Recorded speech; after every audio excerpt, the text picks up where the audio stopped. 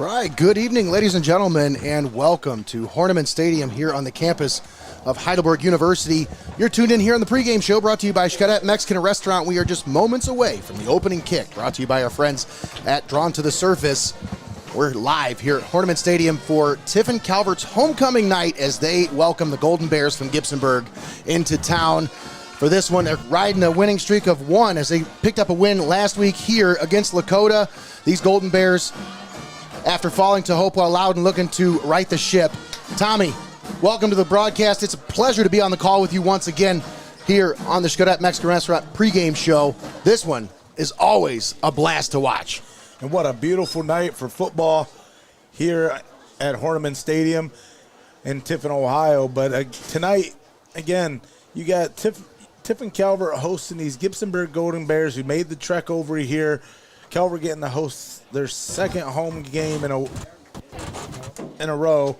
And tonight, you know, this season's been kind of rocky road, topsy-turvy. It's been some rough miles for these Senecas. And right before the car's gotten out of warranty, I think these Senecas have found themselves on the right track to kind of correct some of the mistakes they made early on with them losses to Hopewell Loudon, Mohawk, and, of course, that surprise game against St. Paul. Now, Tiffin Calvert, they're going to be able to put a full 48 minutes together, and we'll see if they can do that here tonight against these Bears. Well, Tommy, I had a chance to sit down with Gibsonburg's head coach Shane Dyer on Tuesday at BenchWarmers as part of the Coach's Corner show, and he talked about this matchup, and he said, you know, this it's a big matchup for them, obviously, but they're not putting any extra into this. They're treating this like a business trip, Tommy, and they're excited about this matchup, and he's excited to play here at this beautiful facility at Hoernemann Stadium. And the last time, Tommy, we were here, you think about it, these Gibsonburg Golden Bears dispatched the Calvert Senecas, and I remember Connor Smith ruining homecoming night for these Senecas with 6 touchdowns on the ground in that game. Let's hope that that doesn't repeat itself as his brother standing on the sideline as a senior this year, Grant Smith over there. He is currently second in the SBC in rushing this year, so that's going to be something to keep an eye on here. But first, let's thank our sponsors before we get you to the broadcast, as we're just moments away from the opening kick. We'd like to thank XCARET Mexican Restaurant, Hope in Fostoria, Your Legacy Federal Credit Union, CLOUSE Construction, NLS Professional Grounds, UIS Insurance and Investments, BenchWarmers Restaurant and Delivery, VICEK Orthodontics, Drawn to the Surface, RIEHM Produce Farm, Joe Bailiff's Route 30 Harley-Davidson, YANICH Oral Surgery and Dental Implants, Forte Music, the Ohio Army National Guard, FEASEL'S Frame and Collision, BUCKEYE IT Services, PLASONITE 3D Printing, Steinmetz Signs and Graphic Inc., Advantage Overhead Door, Simonis Detailing, First National Bank of Sycamore, the Edward Jones Offices of Tiffin, Wagner Flower Shop and Greenhouse, Wendy's, and CLOUSE Electric. All proud sponsors helping us bring high school football all season long right here on Heart of Ohio Sports to all of you. And we are just about set here, folks. Tommy, this is an exciting matchup because you talk about this one, it's a rivalry. This might not seem like a rivalry to a lot of people, but it is a rivalry. And this is the last time these two teams are going to face each other for a little while, maybe potentially, as Tiffin Calvert's going to head off to the N10 after this year. So you're going to miss this big rivalry matchup and this SBC River rivalry, as we've coined it over the years. It's going to be, you know, hopefully they can find a way to make this a non-conference matchup, but if not, this is sad to see a rivalry like this go by the wayside. Yeah, it's been a welcome change in the area to get to have the privilege of covering these Gibsonburg Golden Bears over the past decade or so. And Nate, you're right. This program is one of those programs that they just don't rebuild every year. They reload that roster. And, you know, tonight under a new coach, we see this program continuing to make strides, and they're trying to right the ship themselves, sitting at 500 on the season. And what a win it would be here at Hoernemann Stadium for these Golden Bears on the road to ruin homecoming night for these Senecas. Senecas come into this one at 2-3 overall. Gibsonburg 3-2. As we mentioned, Calvert coming off a win as they picked up a win here at Hoernemann Stadium last week against Lakota. 34-7 was the final in that one. And then Gibsonburg fell to Hopewell Loudon last week. That one was in Gibsonburg. Final score on that one was 25-0. And, you know, Tommy, everybody's fallen by the wayside with Hopewell so far. 5-0 this year. Two teams have that in common. But, yeah, both these two teams shut out by Hopewell Loudon. Gibsonburg, was able to hold it a little closer than Calvert, but I don't think that really matters when these two teams face off. You can throw those records, you can throw stats out the window. It's going to be a slobber knocker here tonight, folks. Opening kick brought to you by Drawn to the Surface Tattoo and Art Studio. Jimmy Seidel kicks it off, and it's going to be returned. Isaac Mullins on the return. Probably should have let that one go to the guy behind him, but he said, hey, I want a stat. Well, he gets it to the 30, does a nice job to set these Senecas up with an uncharacteristic nice field position to start this one. As we've seen the special teams seem to struggle in past weeks, and the field positioning becomes everything in these tightly contested matchups. 1st and 10 for the Senecas. They take over at their own 30-yard line. Shotgun formation for Charlie Palm. Sophomore quarterback. Leading away for Tiffin Calvert. Completing 55% of his passes, 623 yards, 4 touchdowns, 6 interceptions. And we have a flag on the field. I think this is going to be encroachment against the Golden Bears. A little flag graphic comes back, makes an appearance back here. That's mesmerizing, Greg. The little Ripley's Believe It or Not. And you love on 1st down when you don't have to do anything and get 5 yards. That's right. Makes that 1st down that much easier to convert. Empty backfield. Palm slings it right side for Coleman. That's complete, and he's going to be hit and dropped after about a 3-yard gain. Sets him up with 2nd and short. 2nd and about 2 yards to go. Once again, Nate Mullins on the call with Tommy Hall. We've got the Wizard Greg Kinn on the 1s and 2s. Donnie Hannam on the camera. And we'll check in with our sideline reporter, Eric Hall, here in just a little bit. It is a beautiful night here at Hoernemann Stadium. 2nd and 2. Senecas once again go empty backfield. 5 receivers set. Charlie takes the snap, looking, slings it. It's batted at the line. He catches the batted pass at the line, and he gets it back to about the line of scrimmage. And that's just the release that Palm has on the football here. You see how he likes to dart it a la Brett Favre, and it gets batted right back to him. And just like Favre, kind of has to take reins and take control of it. Max Kaiser knocks that one down out of the air. So it's going to be 3rd down and 2 coming up for the Senecas. Yeah, these Senecas, they've only earned 3 yards on this drive due to the penalty. So you want to get a good conversion here. Definitely don't want to go 3 and out to start this one. This Golden Bear defense is stout, folks. Ooh. And a handoff stood up and dropped in the backfield is Cam Lucius, as number 15, Chewy Rodriguez, along with Luke Foster, in on the stop. And no excuse for that, Greg. The defense shows us over-eagerness. They give you the quick jump. They show you what they're doing. And like a man possessed, the blitzing linebacker comes through without getting picked up. When you're down on that line, you got to communicate that better, especially on a 3rd and 2, Nate. That's right. Tucker Coleman back deep to punt. Gets the punt away. It'll hit down at the 34. Takes a friendly Calvert roll all the way inside the 20, inside the 15, inside the 10, down to the 8-yard line. What a punt by Tucker Coleman. You want to talk about, let's see, 14 plus, what is that, 42? So about a 56-yard punt. And a guy like Tucker Coleman, he's just an athlete in general. So, like, you can stick him anywhere. 66? He's going to make an athletic move on you. Bears take over 1st and 10 for their own 8-yard line. What a punt. Gibsonburg going to have to go 92 yards to find the end zone here. One thing that Hopewell Loudon did to this Golden Bears defense last week is they kept them on the field, Tommy. They were meticulous with their drives. Multiple 10-plus play drives, and they just kept churning and eating away at that Golden Bears defense. I think that's a big reason why they were able to keep that score low is Golden Bears, they had that bend but don't break mentality throughout that game. Yeah, I mean, the Gibsonburg Golden Bears, they're not an up-tempo team that's derivative from their stats in the rushing game. So it's going to be something to keep an eye on. You want to get quick stops on this team, especially if they're going to run the rock at you and get some quick outs. That way your offense can put together some drives. 2nd down and 8. And keep that stout offense, or keep that stout running game off the field. Grant Smith on the run for the Golden Bears. Gets it up to about the 13, close to the 14-yard line. It'll be 3rd and 5 coming up. Grant Smith is part of our player spotlight brought to you by VICEK Orthodontics. As for the Gibsonburg Golden Bears, I've spotlighted Grant Smith, running back linebacker for the Golden Bears. 97 carries on the year, 682 yards. That's good for 2nd in the SBC. He's also got 9 touchdowns on the ground. On defense, 51 tackles. That's 3rd in the SBC. So he is a monster.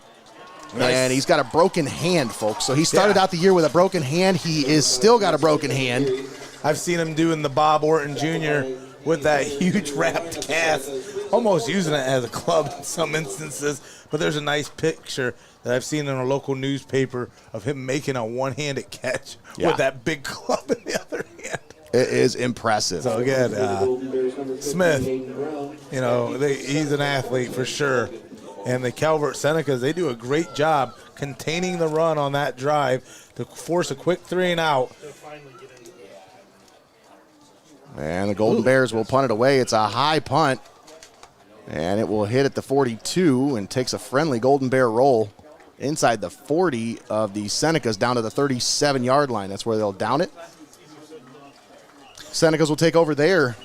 Continuing with the player spotlight for Tiffin Calvert, you know, I might be a little biased with this one, but I looked at the stat sheet, Tommy. I was looking at who do I want to put on his player spotlight, and I noticed, hey, there was a player that led the team in tackles last week, and I had a guy with a broken hand in my spotlight for Gibsonburg, so I figured why not put another guy with a broken hand in my spotlight. Isaac Mullins had 5 tackles last week to lead the way for the Senecas with a broken hand, so I might be a little biased with that, but that's my player spotlight for this week, brought to you by VICEK Orthodontics.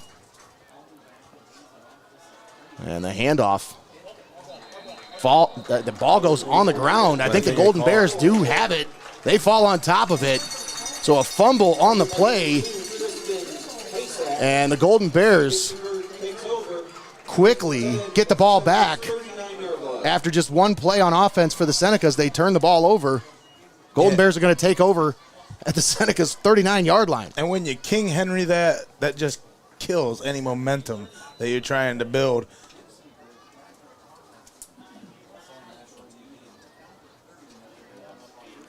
So the Golden Bears take over.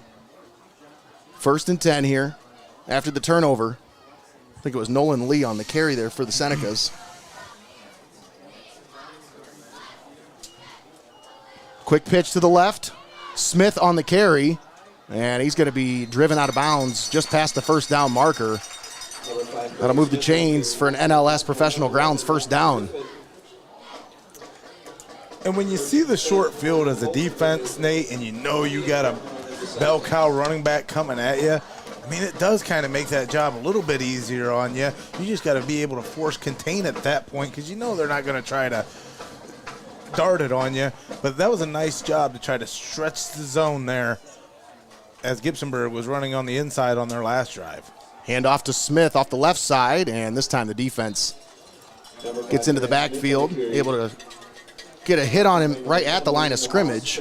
3 on the play brings up 2nd and 7 for the Golden Bears.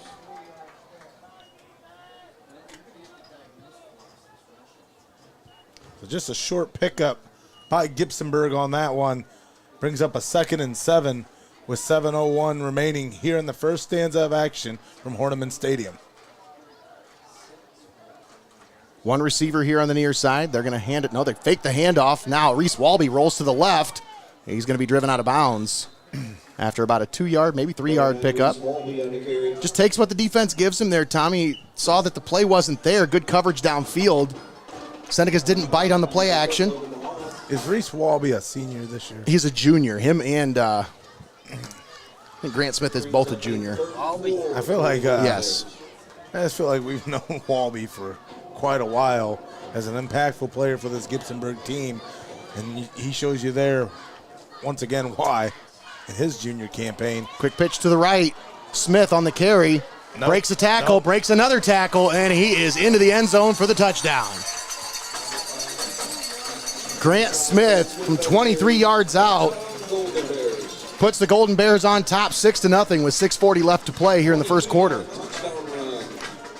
And that's where you're going to win, because you are challenged in the trenches, but when you get a big guy like Connor or Smith out there in the open field, arm tackling ain't going to do it. And against the smaller secondary, being forced to come down after Smith finds the edge, you're not going to win that matchup in the open field. So the Golden Bears will line up to go for two. Reese Walby settles under center.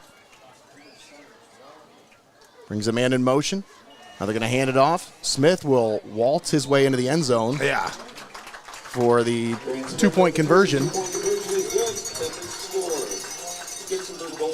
That makes the score 8-0 Gibsonburg. Of course, last year, Golden Bears were able to hold on to a 10-0 victory over Calvert. And Tommy, that one was close throughout most of the game, but the Golden Bears really had control of that one, I'd say, from start to finish. Like, it was really never in doubt for the Golden Bears. It was just kind of dominance from start to finish. We're seeing a little bit more of that here tonight as Senecas, 3 and out on their first offensive possession and then turnover on their second. Here they've got their second offensive possession. It was short field. They did what they had to there, Tommy. Points off turnovers is usually key for winning. Yeah, and when you put it that way on paper, that seems like a terrible stat line to begin this one. But really what you seen was great field position played out by the Senecas. And like you talked about, that turnover, that becomes paramount in these situations. You cannot give a team like Gibsonburg the ball, especially when your defense fights hard for you to keep the other team contained, and then you just cough it up. Yep. Right in enemy territory and give them the easy touchdown. Right after a 3 and out. Their defense forced the 3 and out. So, again, it's one of those things you can't get in your head after Gibsonburg draws first blood on you. You just got to keep coming out there and playing and just play some mistake-free football. Thus far, the Golden Bears will just kick this one out of bounds rather than try to kick it to Logan DeMoss. Yeah. I like what the Senecas are showing. You got to get some rhythm going. Ball, delay of game, free kick out of bounds. The delay of game. So, and through no fault of their own, Gibsonburg, if they're going to continue to make mistakes throughout this one, The ball first and 10, 35-yard line. you got to be able to capitalize. That's right. And they did. The Senecas take over first and 10 from their own 35-yard line. Well, what are we doing? What is this guy doing?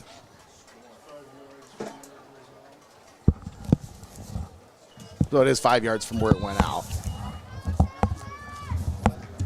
So they start at their own 37-yard line. Charlie Palm, handoff. Nolan Lee breaks a tackle. Now he's out to the outside, and he's out of bounds, but a flag in the backfield might be bringing this one back. Number 2, Tristan Asack. Flag on the play.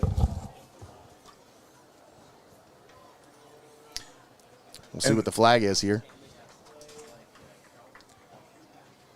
And that is a silly. Offense, number 66. No. 10-yard penalty. Remains first down. I was going to say, that is a silly penalty if that's on an interior lineman, because you took advantage of that over-eagerness of the rush by the defense. They come across, and you beat them on the outside. Why do you need to hold at that point? Well, Moyer's trying to make the argument that the defender actually grabbed him and pulled him down. I don't know what happened. I wasn't watching. Palm back to pass. Slings it, and it's tipped up in the air. And is it intercepted? No, they're going to say it touched the ground. Walby nearly got that one off the tip. Very close there. What an impressive little play there. What a way to heads up. You don't really got much of a chance at it, so you just put your hand up there, Aiden try Morant to disrupt the play, coming over the top there. Morant had a pick last week. Actually had 2, but only one of them shows up on the stat sheet as he had a pick on a 2-point conversion and then also had an interception he was guarding Jack Colatrulio step for step. So solid coverage, man. 2nd and 10, or 2nd and 20. Palm has pressure. Now he rolls to his right. He's going to take off and run with it, and he's going to be out of bounds. Gets it close to the sticks, though. So close to the original line of scrimmage. Yeah, I was going to say, he's going to be close to where it's a 3rd and long, but not a third in eternity. Yeah. Third and about 12 coming up here.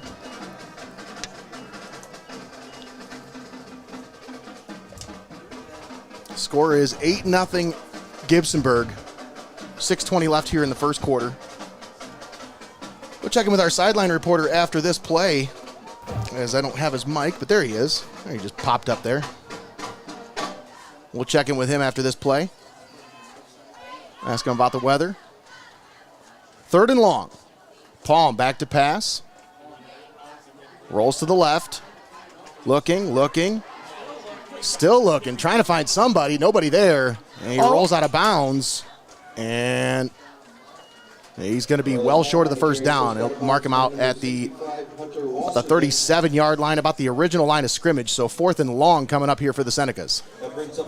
I mean, all the time in the world there, but the coverage was just so good by the Gibsonburg Golden Bears there. What a job by Hunter Wasserman, chasing him all the way from the other side of that line, all the way out of bounds there. Well, let's check in with our sideline reporter, Eric Hall, as he's down there along the sidelines. And we got a flag on the play here, as the Senecas are going to get called for an infraction here. False start. Offense. False start against Tiffin Calvert. But Eric, how's the weather down there, man? It looks like a gorgeous night for football, huh? Days of I don't know what's that going we on had. there. Yeah. Try it again. There we go. Yeah. Hey, after a couple days of rain that we had, we couldn't ask for better weather tonight. We had 75 degrees at kickoff, and it's just beautiful down here. 75 degrees at kickoff. Now, homecoming festivities tonight. Eric, I'm going to stay with you. Luke Ware, homecoming king. He was our fan of the game last week. Now, he wasn't wearing body paint when we picked him. So, talk about your fan of the game last week. What went into that choice? I mean,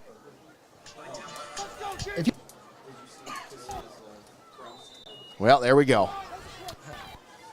I wonder why we're having issues with that cutting out. I don't know. I'm not sure. It doesn't make sense because we have the antenna above everything All tonight. right, Eric, get to the other side of the field now. You need a direct line of sight. All right. Aiden Nims, the ball carrier.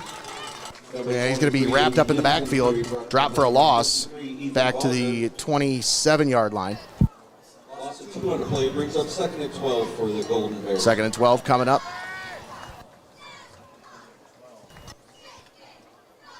Yeah, Nate, here, take a look. You were talking about fan of the game. That was from last week's Columbian game there. Yeah, So make and sure. that black body paint was all over the cape when I got it back. Yeah. Took about 4 rinses in the sink to get all that paint out. hey, man, you asked for I did. I asked for the fan of the game. You gave me the fan of the game. Sling it out right to nice. Morant. Aiden Morant on the reception. And he's got the first down on 2nd down and 12. The Golden Bears sling it out of the backfield. They find Aiden Morant for the first down. He was all by himself out there. 46-yard line. It's weird, Eric. I think it might have something to do with the volume here. Maybe like hold it down a little bit further from your face because it's picking up a lot of background noise. It's not cutting out until you start talking. So yeah, that's odd. we'll get it figured out. 1st and 10. Ball at the 46. Quick pitch to the left. Grant Smith on the carry. Cuts it back inside. Gets it up inside Seneca's territory to the 49-yard line. That's a nice counter on 1st down. You get a hat on a hat. Pulling guard comes around, cleans up who may be any stragglers in your way. Play brings up 2nd and 5 for the Golden Bears. Smith finds the edge, but nice job by the Senecas to swarm to the ball, make it stop, as that one looked like it was going to go for more. 2nd down and 5.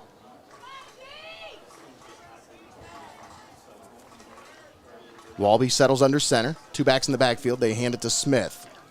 Smith breaks the first tackle and then is tackled at the 2nd level by Logan DeMoss, but not until after he gets past the 1st down marker. That'll be another NLS professional grounds 1st down. I like that one, too. That's like a little trap counter. Brought another pulling guard to take the take the defensive tackle right there in the B gap, and then you seen Smith tack the A gap and just come out clean as a rose there.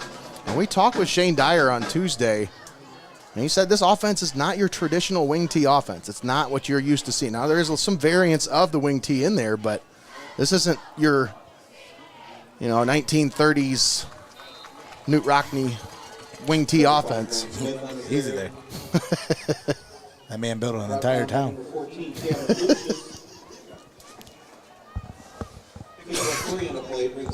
3-yard gain, 2nd and 7 coming up here.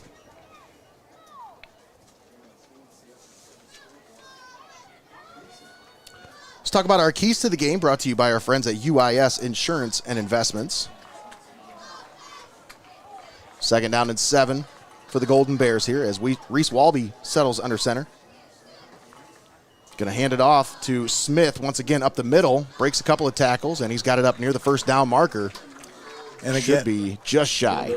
And I know, like, you talk about the balanced attack that a lot of high schools use these days, and you shy away from your more traditional look.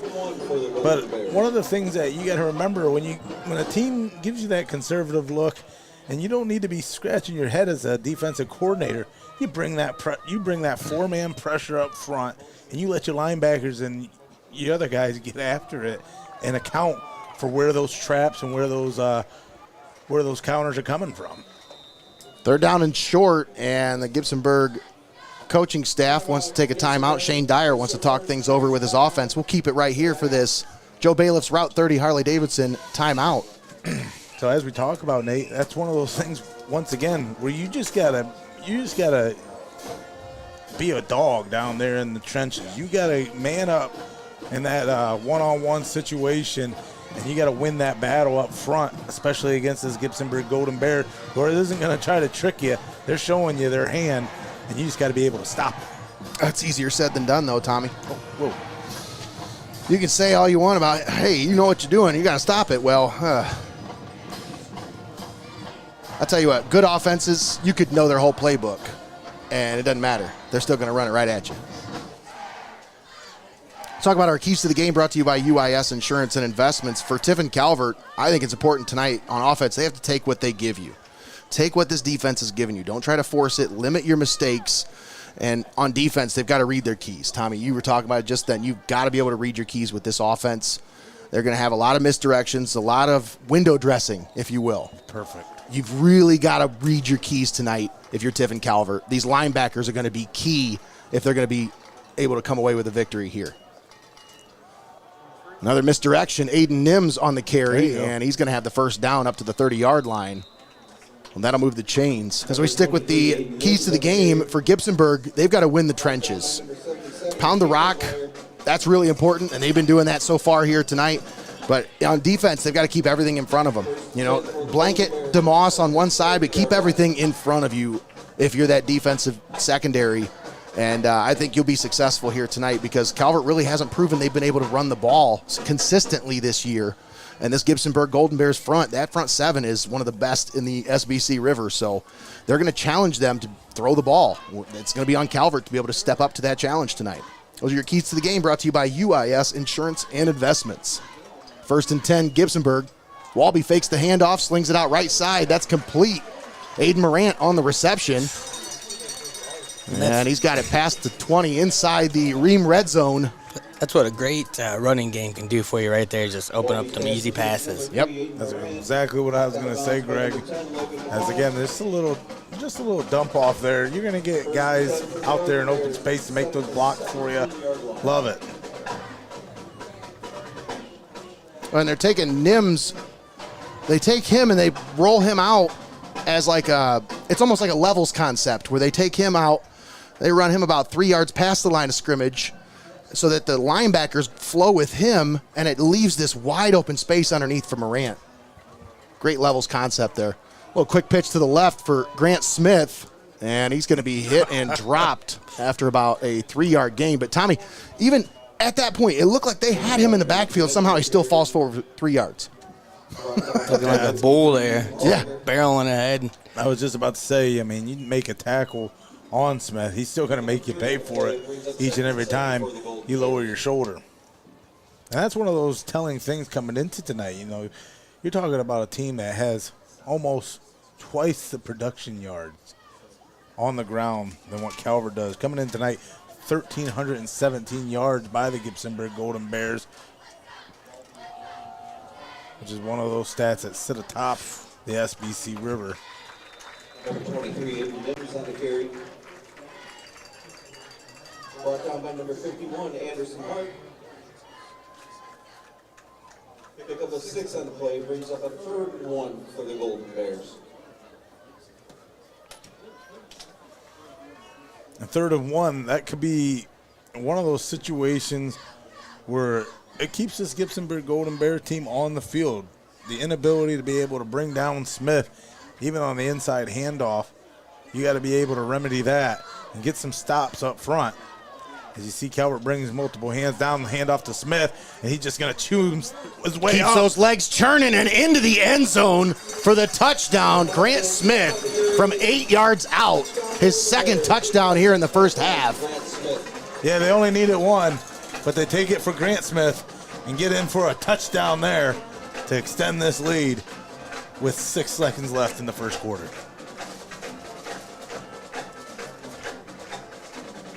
See on the CLOUSE construction replay, yeah, just right there. And they just can't bring him You down. had your guy right off the edge.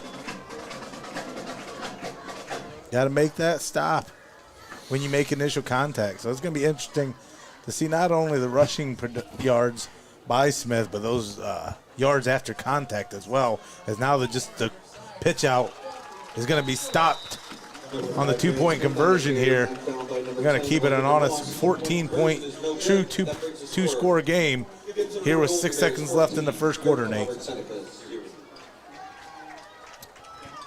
6 seconds left, 14-0 lead for Gibsonburg. And Tommy, this Senecas offense is really struggling.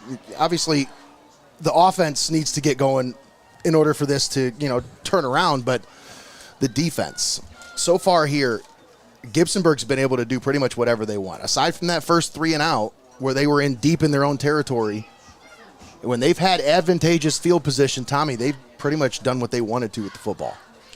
Yeah, and then it becomes one of those matters where even if you're trying to stretch the field, that's not going to be one of those things that are going to be possible because they keep continuing to run inside you as well.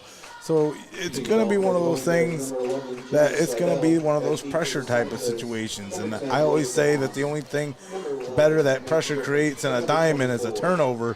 For these Senecas, they're just looking for a stop here.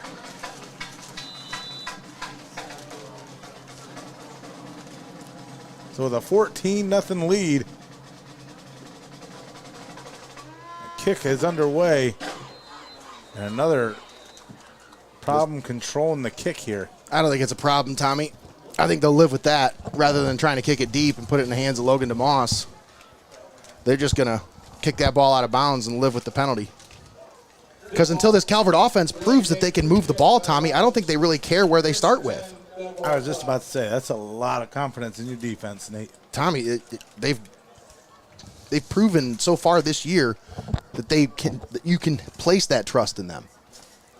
It's 5 games in now. We're in game 6. I think that coaching staff over there knows they can trust their defense. 45-yard line. I did put together some stats from this game before this game.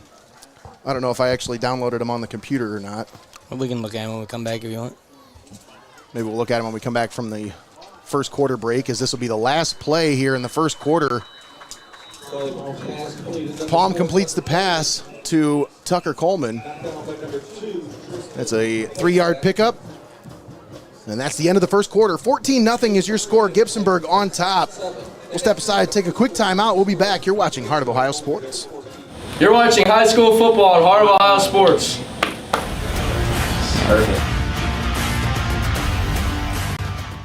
Don't go anywhere. You're watching Heart of Ohio Sports. The barn is back, and so is the fun. Starting September 20th, explore RIEHM's famous corn maze. Meet friendly barnyard animals and make memories that last all season long. Barnyard Fun runs through October 26th, so don't miss it. Reams Produce Farm, where fun grows. Find out more at funacres.net. Heart of Ohio Sports is your home for live video streaming of high school football. Don't settle for the rest when you can go with the best right here on the pulse of the Buckeye State, Heart of Ohio Sports. From school fields to business fronts, NLS Professional Grounds brings your vision to life with precision field painting, game lines, custom logos, even giant flags, perfect for sports events or standing out in a big way. Crisp, clean, and built to impress. Make your mark. Call NLS Professional Grounds today. It's time for high school football on Heart of Ohio Sports. Welcome back here at Hoernemann Stadium. Senecas have the ball as we come back to start the second quarter. Palm completes the pass to Nolan Lee. Quick little pitch to the outside. Gets him back to the line of scrimmage, but that's it. 3rd and 7 coming up here for the Senecas. And consistently, they just keep facing these 3rd and long situations here.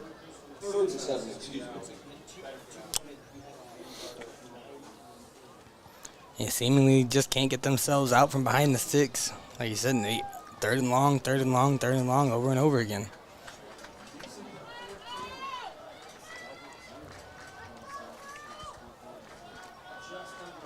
Palm in the shotgun. 4 receivers set.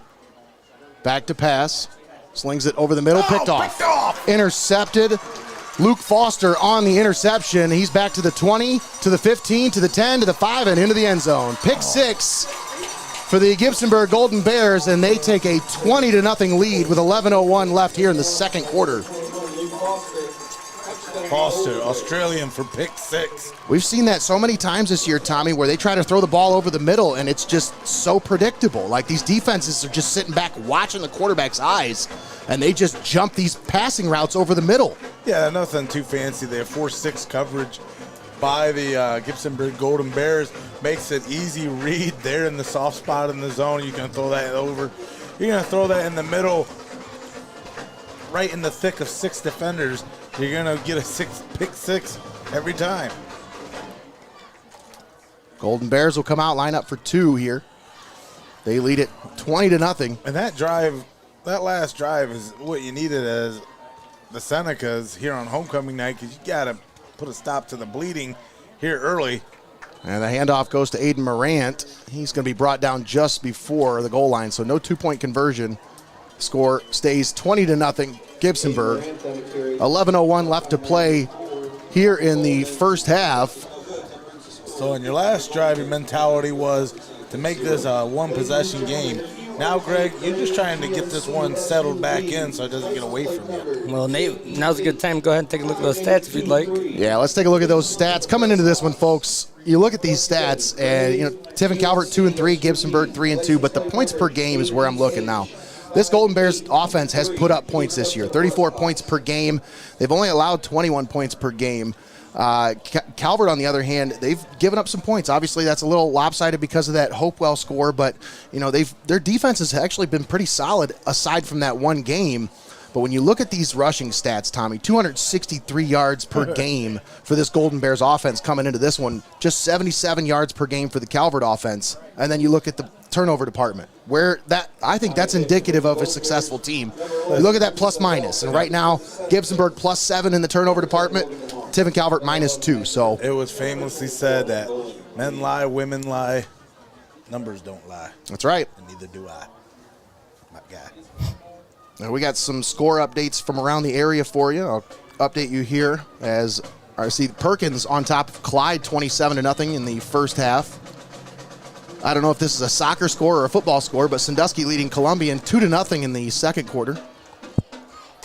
Kickoff fielded at the 20-yard line. Logan DeMoss on the return.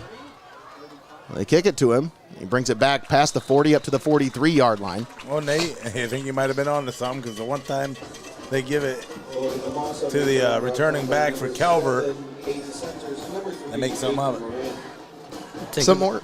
What's that? Go ahead. Take a look at your Calvert movie here while they get the ball here, Tommy.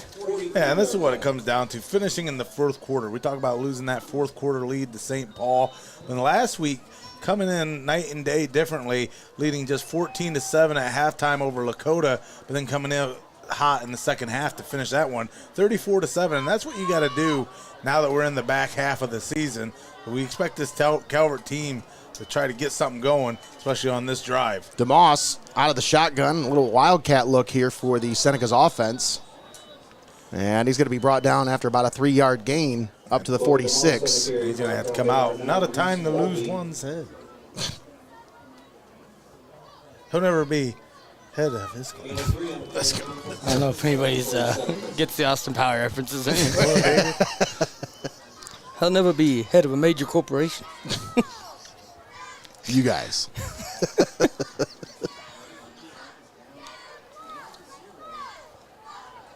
Four receivers set here. One back in the backfield. Three receivers on the far side, one on the near side. They sling it right to the lone receiver, and that's Luke Van Det. And now getting it into Gibsonburg territory will make you say, yeah, baby. That's their first down here in the first half. Senecas, and the first time they move it inside Golden Bears territory, they've got it at the 43-yard line. That was a nice little pitch and catch there between Charlie Palm and Luke Van Det. And that's no hesitation, Tommy. He stepped right into that throw. He knew where he was going with it. Fired it right in there. Three receivers set, tight end on the right side of the formation. One back in the backfield. Charlie Palm, hands off. Nolan Lee off the left side. Oh, that defensive line was all over that one, Tommy. Big 6'5", Hunter Wasserman. 6'5", 260-pound lineman. Swallowed him up. Yeah. There's just a lot of mass coming from the edge. Of course, Grant Smith was in on the play there as well. But Wasserman really was the guy that kind of influenced that whole play there. And that's how you slow down the momentum of any drive. You get a stop for a loss, and then you got to go down that play sheet more, Greg. 2nd and 11. Four receivers set, three on the far side, one here on the near. Palm looking, right sideline for DeMoss. Oh, did he catch that? No, they're going to say no catch. I think he almost did, but I think it might have came in contact with the ground. Ball came out right as he hit the ground and popped out of bounds. Eric, you had a really good look at that one, buddy. What'd you see? Yeah, he just didn't quite get his hands on it, and when he came to the ground, it just popped right out. Ah. Yeah, right there you can just see unable to hold it in. So close. 3rd down and long here. 3rd and 11 for the Senecas. They have it. Yeah, another the 3rd 44. and long situation when in 2nd and 10 and you're trailing, you need to get yourself back in a position where you can make 3rd down that much more manageable. And that's how the Hopewell offense was able to beat this defense last week. And They just kept them in short yardage situations. You know, they kept getting 3 yards, 4 yards, 5 yards, 3 yards, 5 yards. You got to take what they give you. You can't try to force things against this defense. It's not going to be there. Yeah, and I'll go to my grave believing that the screen on 3rd and long is always the waving the flag on the drive. And they're going to go for it here, Tommy, as they got the ball at the 42-yard line. They need to get it past the 33 to convert here. 4th and long. 4 receivers set. Charlie Palm looks to the sideline for the play adjustment.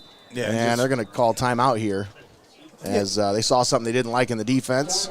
Yeah, you bring only 4 hands down if you're the Gibsonburg Golden Bears, and they got that secondary back. Definitely not going to go into press here, Greg. No. This timeout brought to you by our friends at Joe Bailiff's Route 30 Harley-Davidson in Upper Sandusky. Let's take a moment and thank all of our sponsors for allowing us to bring this ball game to you live and paywall free here on Heart of Ohio Sports. Thanks to XCARET Mexican Restaurant, Hope in Fostoria, Your Legacy Federal Credit Union, CLOUSE Construction, NLS Professional Grounds, UIS Insurance and Investments, Benchwarmers Restaurant and Delivery, VICEK Orthodontics, Drawn to the Surface, RIEHM Produce Farm, Joe Bailiff's Route 30 Harley-Davidson, YANICH Oral Surgery and Dental Implants, Forte Music, the Ohio Army National Guard, FEASEL'S Frame and Collision, Buckeye IT Services, PLASONITE 3D Printing, Steinmetz Signs and Graphic Inc., Advantage Overhead Door, Simonis Detailing, First National Bank of Sycamore, the Edward Jones Offices of Tiffin, Wagner Flower Shop and Greenhouse, Wendy's, and CLOUSE Electric. All proud sponsors bringing you high school football right here on Heart of Ohio Sports. The pass is incomplete, intended for Luke Van Dett. If he'd have came up with that, that was a first down. He was right at the sticks, but just unable to bring that one in. Yeah, he tried to squeeze that one over the defender there, a little high, making the wide receiver work for it, and unfortunately unable to come away with it. So it's still going to sit a 20-0 ball game, and now the Golden Bears are going to have this one close to midfield. Now, we just had that time out there, guys, brought to you by Joe Bayless, Route 30, Harley-Davidson. Now, Tommy, correct me if I'm wrong, but aren't you guys having like a big sale this weekend? Like if it doesn't say Joe, it's got a go sale or something like that? Yeah. With the official name change and stuff. Yep, up to 80% off all old merchandise. Yeah, we got a flag on the play here. False start. It's going to go against the Golden Bears. As they were trying to set something up for Chewy Rodriguez down the field. They had him deep down the seam, but play busted. And that'll back him up 5 yards. That'll put the ball at the 37-yard line.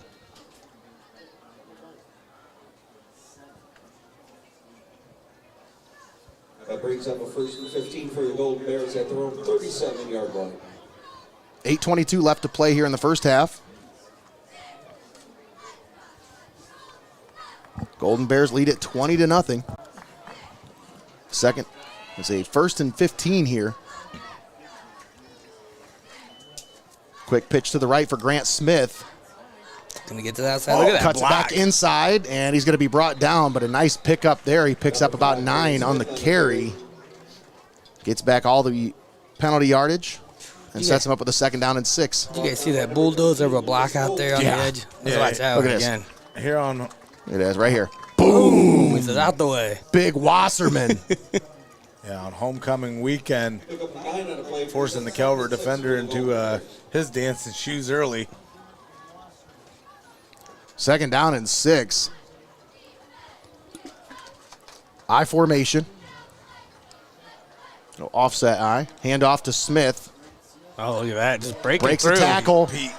And he's going to be brought down around the 33-yard line by the last line of defense. Isaac Mullins on the stop, but that's a nice open field tackle.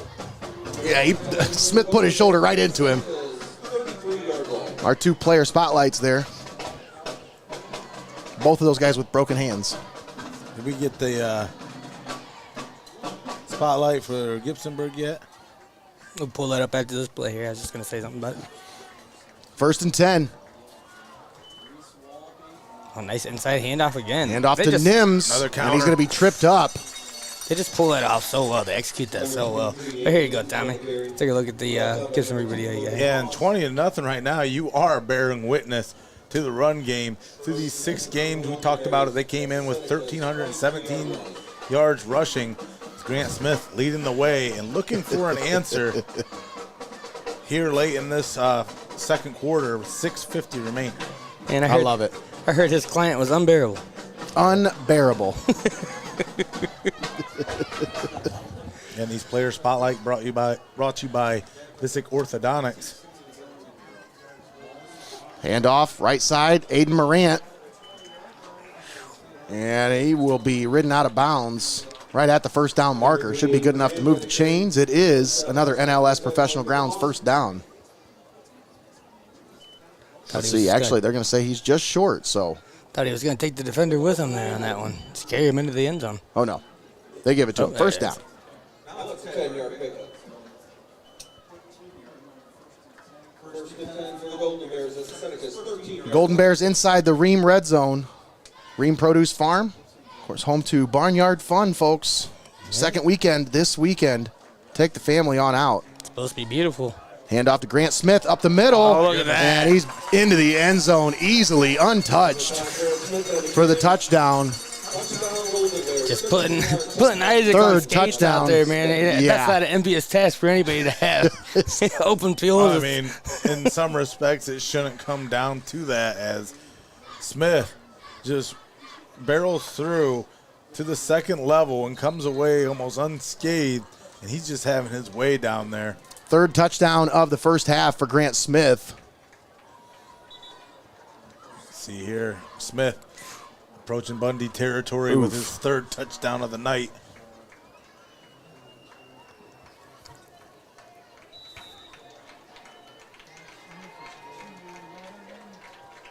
Golden Bears line up to go for 2. Been unsuccessful in their last 2 attempts. Hand off to Smith, and he is into the end zone for the 2-point conversion. Grant Smith on the carry. 2-point conversion is good.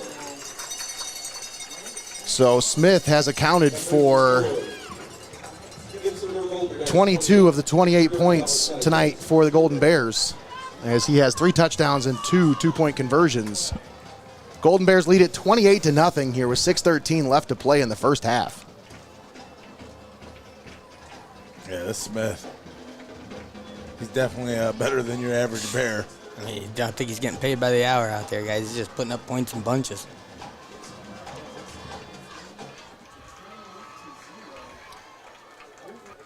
And that's one of those things that just start to become a daunting task, is when these Gibsonburg Golden Bears on these long sustained drives, they chew up huge chunk yardage, and more importantly, they chew up huge pieces of clock, and you're playing catch up, and you're on your heels, and that's not the way you want to play, especially with a run-heavy team, because before you know it, time is going to become a factor. It's going to be of the essence, and you're going to run out of chances at the apple here, as Gibsonburg looks to line up for the kick.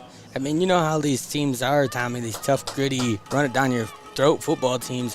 When they've got the lead, it's kind of almost impossible to slow them down or stop them. It's always trying to come back from behind. It doesn't work so well for a hard-running team, but man, once you've got a lead like this, you're pretty much in the driver's seat. Yeah, and you live and die by the running game if you're a team like Gibsonburg. And when it goes your way, man, it's just a snowball. Mm-hmm. So how many times have we seen the situation where the running team has gotten too far behind, there's not enough time to do their game plan and catch back up. But then, like I said, in a situation like this, you're so far ahead, you're just cruising at this point. Yep. Just run your game. They are in cruise control for sure. Ball at the 33. Palm slings it, complete. Oh, nice. And a nice reception. Drew Meyer on the catch. Complete for number 9, Drew Meyer. Brought down by number 16, Keith Sanchez. And what happens is, on that situation, Greg, then you already just change your package up on the next play as the defense, and you pull the BUCKEYE out into coverage, because you know that chances are after a huge gain like that, they're going to try to throw it on you again. And they're already giving them tight enough windows to throw it into. Gun, empty backfield. Whips it out again. Yeah, they're just going to try to dink and dunk down the field here, but you got to be careful. Like you said, timing that defense, they'll creep up. When they creep up, they'll sniff that ball out. Yeah. Drew Meyer, back-to-back receptions. Pick up a 5 on the play, brings up 2nd and 5. They've got it inside Golden Bears territory, down to the 49.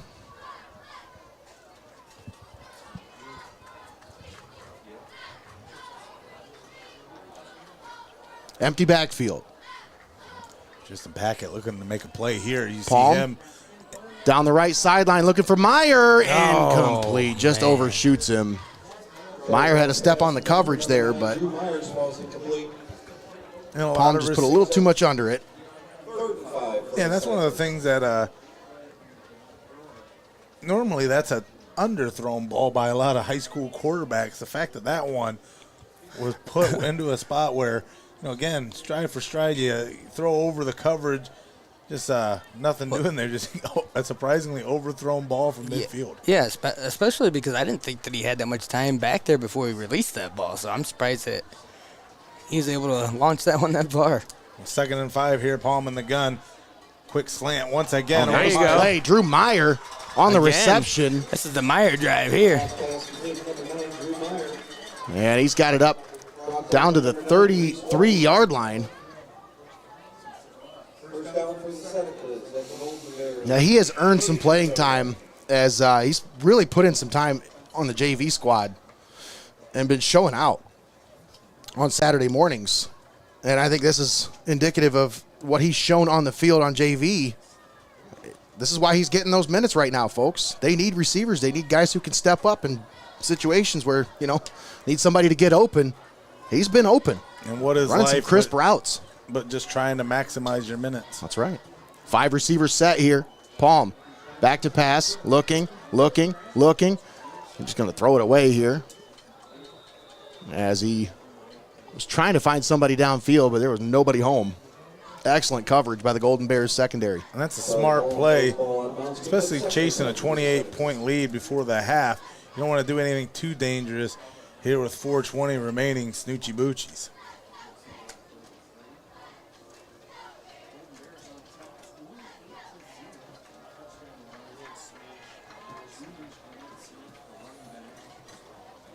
.420 left here in the first half. 28-0 Gibsonburg. 2nd and 10. Ball at the 33, empty backfield. Palm back to pass. That should be, yeah, that's going to be an illegal procedure against Calvert. They never got set. 8-ball, false start, offense. As the receiver on the outside there settled into the slot, but Palm never allowed him to settle before they snapped the ball there. So 5-yard penalty, 2nd and 15. And that's not what you want, Tommy. You started to move the ball. You had a little momentum going. Now, first down, incomplete. Now 2nd down here, 2nd and 15. You get the penalty, just not moving the way you want to go. And again, in this one, 4:18 remaining before the half, every little bit counts when you're trying to chop away at this deficit, and your attitude and mentality change going into the locker room when it gets that closer. As Palm steps up, he throws it over the top and into the hands Intercepted of the awaiting once defender. again. Sitting back. I think that's Grant Smith. Oh, No, that's my Aiden goodness. Morant on the interception and a pick six once again. Reese Walby picks it off at the 15-yard line. It takes it back 85 yards for a pick six, the second pick six of the first half for the Golden Bears. And it is just all Gibsonburg here. Cursed him on that one.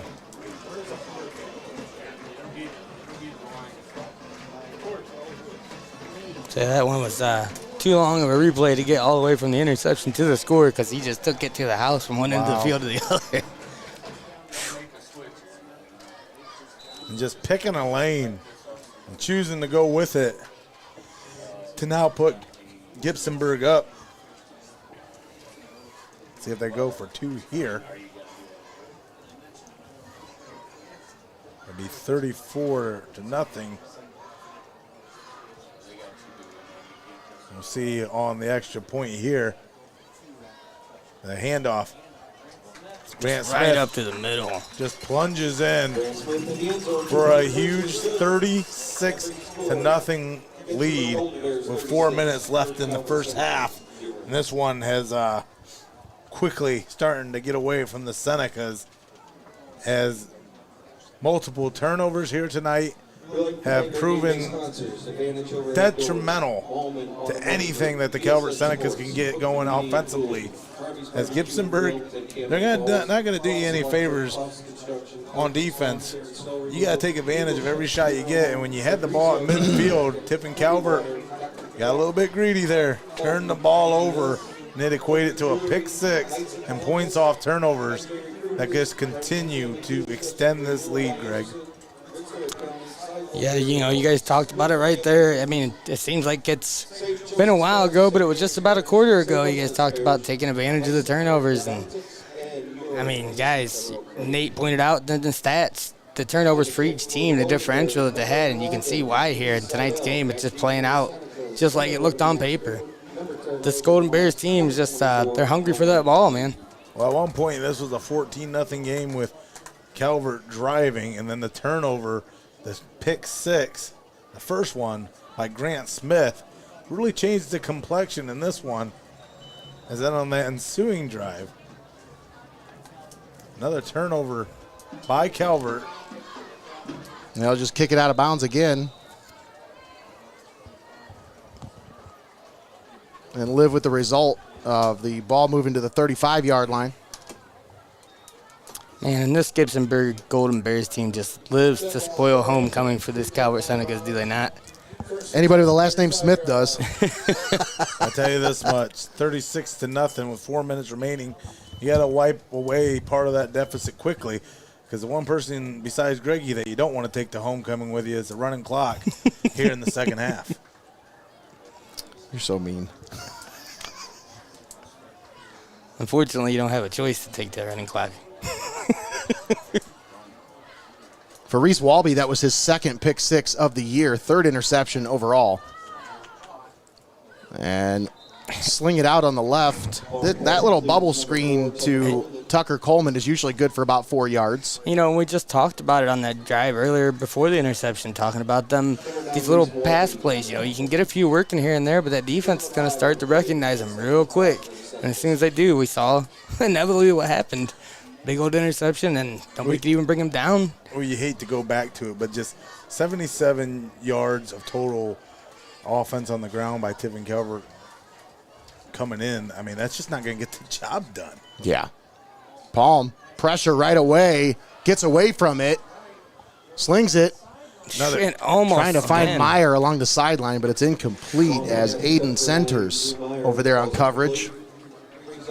Because that's what happens when you dig yourself in a hole, Nate, and you don't have that balanced attack. It makes it that much easier for a defense to clamp down on you and make those reads. Yeah, that's the number one thing that it just puts you right behind the 8 ball in the football game as being one-dimensional. There's no doubt about that. Just makes the other team's job that much easier when they know what you're going to do. That's right. 3rd and 5. Charlie Palm slings it right, complete. Nice grab there. And that's another nice catch from Drew Meyer, as that's an NLS Professional Grounds first down into Gibsonburg Golden Bear territory at the 47-yard line. At the Golden Bears 47-yard line.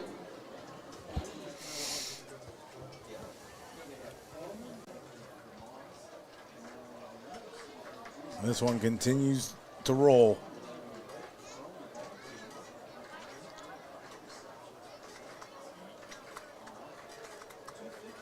Palm in the gun.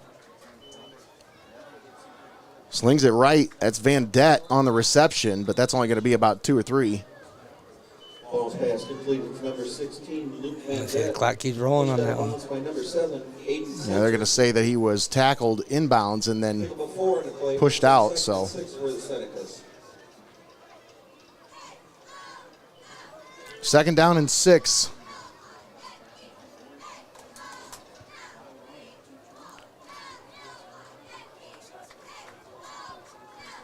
And if you're asking yourself, you know, like, why is there no urgency with this offense? I think there's a little trepidation with the fact that they've already thrown 2 pick sixes here tonight. Yeah, They're not absolutely. trying to just throw the ball around and chuck it around. I mean, they want to make sure that I would just cough out. Urgency can lead to terrible, terrible mistakes, and you've already made enough here tonight, so you got to play it smart here. And right now, your best defense is keeping Gibsonburg off the field. Yeah.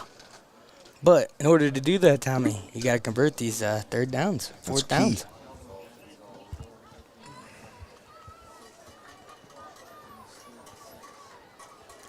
3rd and 6. Ball at the 43. 4 receivers set. Nolan Lee in the backfield with Charlie Palm. Palm takes the snap. Blanket Pressure. 4-4. Nice block from Lee. Yeah. And a big catch from Drew Meyer over the middle. I want to talk about that block by Nolan Lee in the backfield. Yeah. Like, that was Yeah, huge. he You talk picked about that one up. you talk about an unblocked defender coming off the edge, and he stepped right up and just blasted that defender. I tell you this much, Gibsonburg, they went for the head on 3rd and 5 there, played it shallow, and Calvert made him pay for it, as you see just right over the top there. Nice play by Calvert to pick up the 1st down, and now start to approach that RIEHM red zone. His Palm's going to be in an empty backfield in the gun. Like we talked about, guys, you want to put some points up here before the half because you do not want to face that clock coming back out after halftime. That's right. Get a timeout here. Timeout called by Tiffin Calvert. That's their 2nd. We'll keep it right here. Family have some birthdays today. Happy 16th birthday. Take a moment and thank all of our sponsors for allowing us to bring this ball game to you live and paywall free right here on Heart of Ohio Sports. Once again, this timeout brought to you by our friends at Joe Bailiff's Route 30 Harley-Davidson. We want to thank XCARET Mexican Restaurant, Hope in Fostoria, Your Legacy Federal Credit Union, CLOUSE Construction, NLS Professional Grounds, UIS Insurance and Investments, Benchwarmers Restaurant and Delivery, VICEK Orthodontics, Drawn to the Surface, RIEHM Produce Farm, Joe Bailiff's Route 30 Harley-Davidson, YANICH Oral Surgery and Dental Implants, FORTE Music, the Ohio Army National Guard, FEASEL'S Frame and Collision, BUCKEYE IT Services, PLASONITE 3D Printing, Steinmetz Signs and Graphic Inc., Advantage Overhead Door, Simonis Detailing, First National Bank of Sycamore, the Edward Jones Offices of Tiffin, Wagner Flower Shop and Greenhouse, Wendy's, and CLOUSE Electric. All proud sponsors bringing you high school football all season long right here on Heart of Ohio Sports. Palm in an empty backfield, slings it down the right sideline, and it is incomplete, nearly intercepted. As he was trying to put it up there for Luke Van Det, but just no real separation and kind of put the ball up there in no man's land. Kind of sailed real high for a long time, and almost anybody could have got underneath of it. Brings up 2nd and 10 for the Senecas. 1:19 left to play here in the first half. Make sure you stick around for the halftime show, brought to you by our friends at Hope in Fostoria, where we will have our marching band performance brought to you by Forte Music. And then somehow Eric is going to have to pick out a fan of the game. I don't know how, but there's so many good fans here today. And there's a holding call in the backfield. This one thrown over the middle, incomplete, as Tucker Coleman comes down with it, but this is coming back as the yellow flag lies right around the 37-yard line, right about the area where the defender was tackled. So that will back him up. Spot penalty from the 37, so it'll move it to about the 47-yard line. So this is going to be a long second down coming up. Offense, number 66, 10-yard penalty, 2nd down. Well, they're watching Connor Moyer over there for sure. That's the second time they've called his number for a holding penalty. I mean, Moyer, he's had his hand full here tonight, trying to pick up linebackers and then just dealing with Wasserman as well. So, I mean, unenviable task for the linemen. I just know that they're watching you. Stacked wide receivers on each side here, guys. 4 receivers set. Palm looking to pass. Pressure. Rolls to the right. Gets rid of it. Incomplete. Looking for Nolan Lee, but that one falls through his hands. Yeah, you got to be able to catch those. Coleman's pass intended for A lot of the 24. things that also stifle these Seneca drives, they're not able to get anything established in the run game, but when you are able to get an open look in the passing game, you drop it. So a 3rd down and 20 coming up here. You got to be able to come up with it. 56 seconds left here in the first half. Got to figure this is 4-down territory here, so maybe just try to get 10 or 15 here. Get closer to that marker. Palm in the shotgun. You got to get something here. Back to pass. Steps up, now steps back. Now he rolls to the left, looking to throw it, and he's just got to get rid of it. Left hand throws it out of bounds. Coverage had to been too good downfield, guys. He had nowhere to go with it. Well, and it's gotten to the point now where this defense can just pin their ears back in the front, and in the back end, they're just keeping everything in front of them. Like I said, my keys to the game for Gibsonburg was just keep everything in front of you. That's exactly what they've been doing tonight. Only one situation where I've seen a guy get past the coverage, and they overthrew him. Like we said, the Golden Bears have got themselves in the driver's seat, no doubt about it here. 4th down and long. Calvert keeps the offense on the field here. 3 receivers set. And this would be a heck of a show out by the Gibsonburg Golden Bear defense. We got a flag here. Delay a game. Pinball, delay game, offense, 5 yards, 4th down. Hey, I mean, 20 wasn't enough, so why not add 5 more to go? Make it that much harder. I mean, at this point, you shooting almost yourself in the foot here. At this point, you almost want to just punt the ball away, try to pin them deep, so you don't give them the ball back with such good field position. I mean, you're looking at if you don't convert here, they've got 2 timeouts in their back pocket, and they could potentially take over at the 45-yard line. Like I don't know. Palm back to pass. Slings it left side. Complete. Coleman on the reception. But he's going to be well short of the first down as he's brought down at the 30-yard line. Picked up about 12, but they needed about 25. Yeah. The Golden Bears will take over at their own 30-yard line, leading 36-0. 40 seconds left here in the first half. 30-yard line.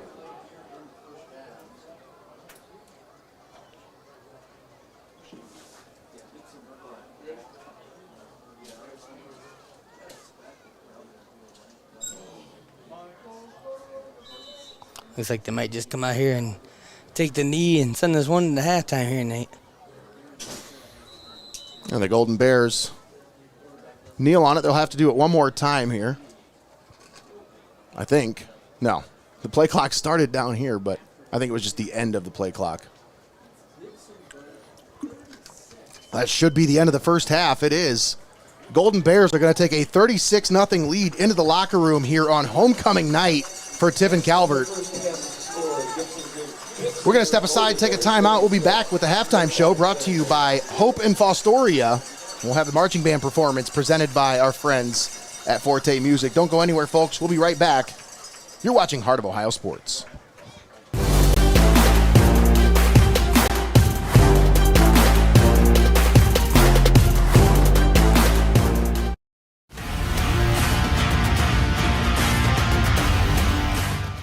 Don't go anywhere. You're watching Heart of Ohio Sports.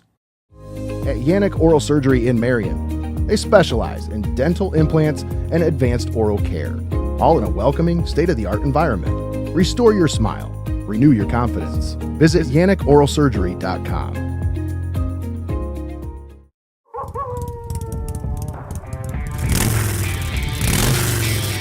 The one thing that we love more than the roar of a Harley-Davidson is the roar of the crowd on game day. That's why Joe Baylif's Route 30 Harley-Davidson is proud to partner with the Bowling Green State University Falcons and be the official bike to lead the team onto the field. Don't forget to ride out to your favorite tailgate this season and cheer on the Falcons to victory. We'll catch you on down the road at Joe Baylif's Route 30 Harley-Davidson. Walk in, ride out.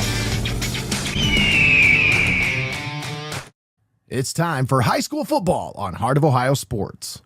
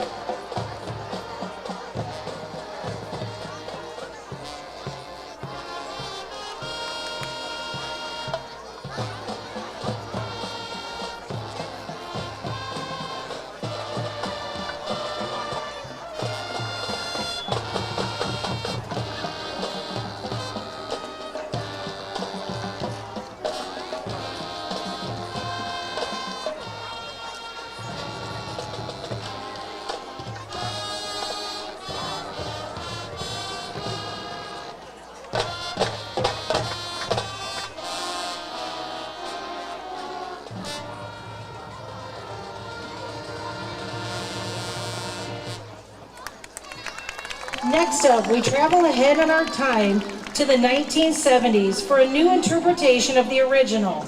The Wiz featured new songs, cast, and locations for Dorothy and her friends, but the music was just as catchy as ever.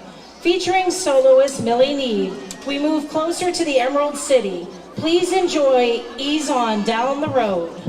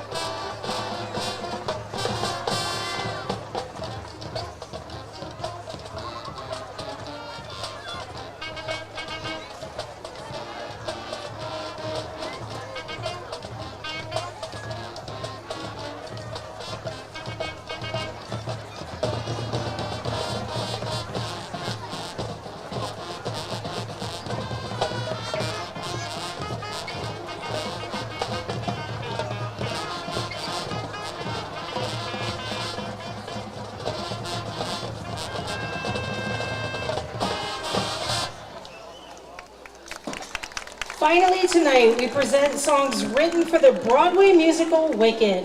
These two songs help to propel the show to new heights and eventually into a movie. Featuring soloist Jacob Elker, here we hope you enjoy Dancing Through Life and Defying Gravity.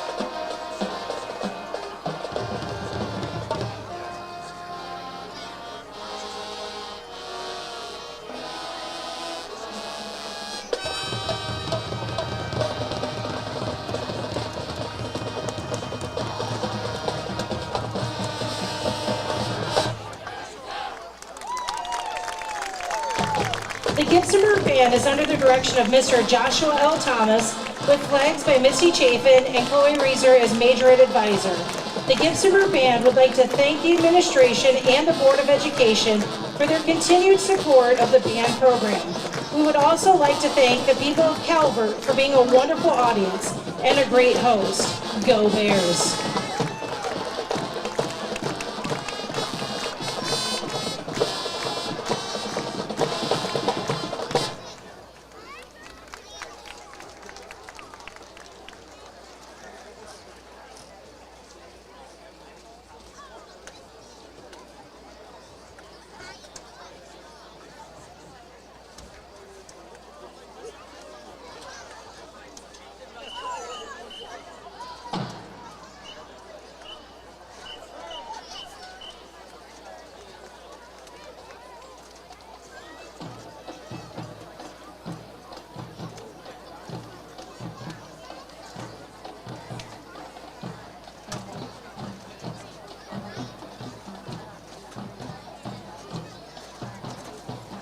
Good evening, ladies and gentlemen. Under the direction of Mr. Victor Welch, the Calvert Marching Band has a wonderful homecoming show for you this evening. We Will Rock You, and Another One Bites the Dust are two of Queen's most iconic songs. Released in 1977, We Will Rock You is known for its stopping beat and clapping rhythm. It often leads into Another One Bites the Dust, released in 1980. Another One Bites the Dust features a funky bass line inspired by disco. It became Queen's best-selling single and reached #1 on the Billboard Hot 100 in the U.S.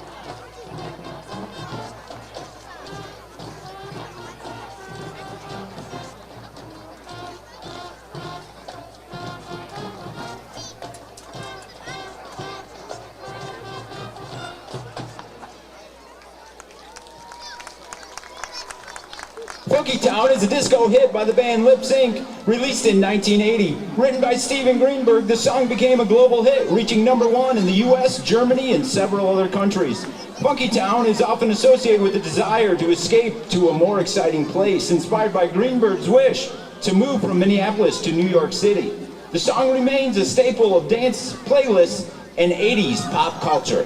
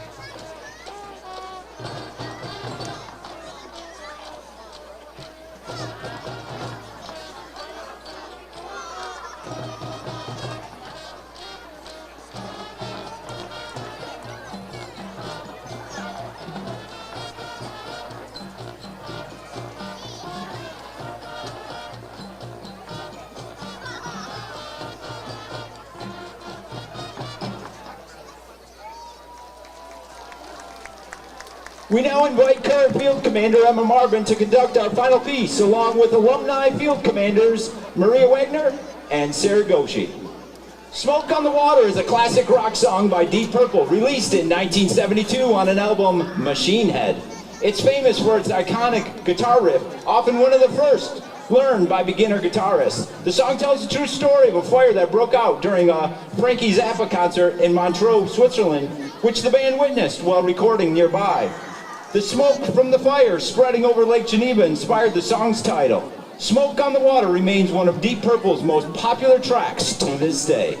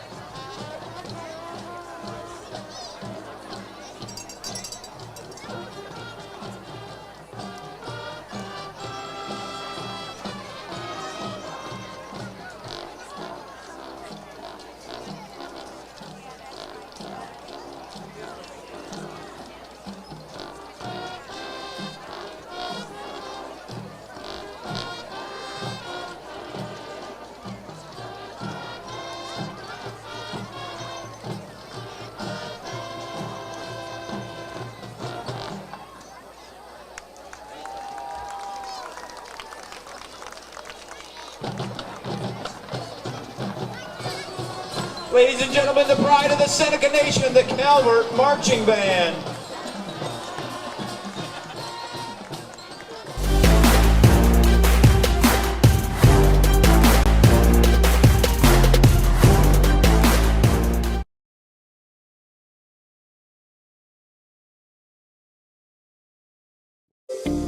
After an injury or surgery, adults are often prescribed opioids or stimulants, powerful drugs that help with pain or focus. But when unused or expired medications linger, they pose serious risks: misuse, addiction, or accidental poisoning, especially for children. Seneca County has 5 locations where you can safely dispose of medications. Take it to the box or use a deter bag at home to deactivate them safely and permanently. Prevent misuse, protect your family, dispose safely. Learn more or request a free Deter-A-Safe disposal bag at carsa.org. Prevention starts with you. At VICEK Orthodontics, they're all about creating confident, healthy smiles for every age. Dr. VICEK and the team use the latest techniques to make your orthodontic journey comfortable and effective. Discover the difference of personalized care and a smile you'll be proud to show off. Schedule your consultation with VICEK Orthodontics today. It's time for high school football on Heart of Ohio Sports.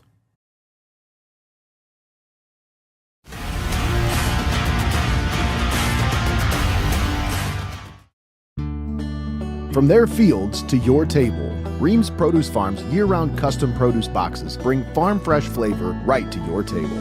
Veggies, meats, eggs, and more. Taste the difference of truly local. Reams Produce Farm, where fun grows. Order today at funacres.net. This is a Butler building, and so is this one, and this one, and this one too. They're all Butler buildings. Custom designed, custom built to exacting specifications by CLOUSE Construction, your local Butler builder. Discover the difference a versatile Butler manufacturing building system can make for your new facility. Virtually any size, any shape, any usage. Call Klaus Construction today. You'll find their work all over Northwest Ohio and online at klausconstruction.com. You're locked into the best there is, the best there was, and the best there ever will be. Heart of Ohio Sports.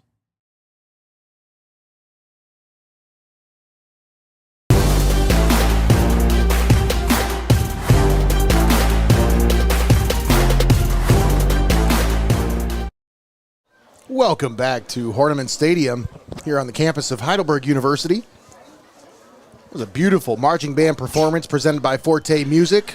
Thanks for tuning in here on the halftime show, brought to you by Hope in Fostoria. Your score at half, Gibsonburg 36, Calvert 0. Big time performance by Grant Smith there in the first half, as he's got 3 touchdowns and 3 two-point conversions on the board. Golden Bears with 2 pick sixes, and that's where we're at as far as scoring-wise. That's how we got here. But Tommy, boy, it was just a dominating first half. But I think it's about time for everybody's favorite segment. It's time for the wise words of Nostradamus. Tommy, what's going to happen in the second half? Well, you're facing a 36-0 deficit with Gibsonburg over Calvert.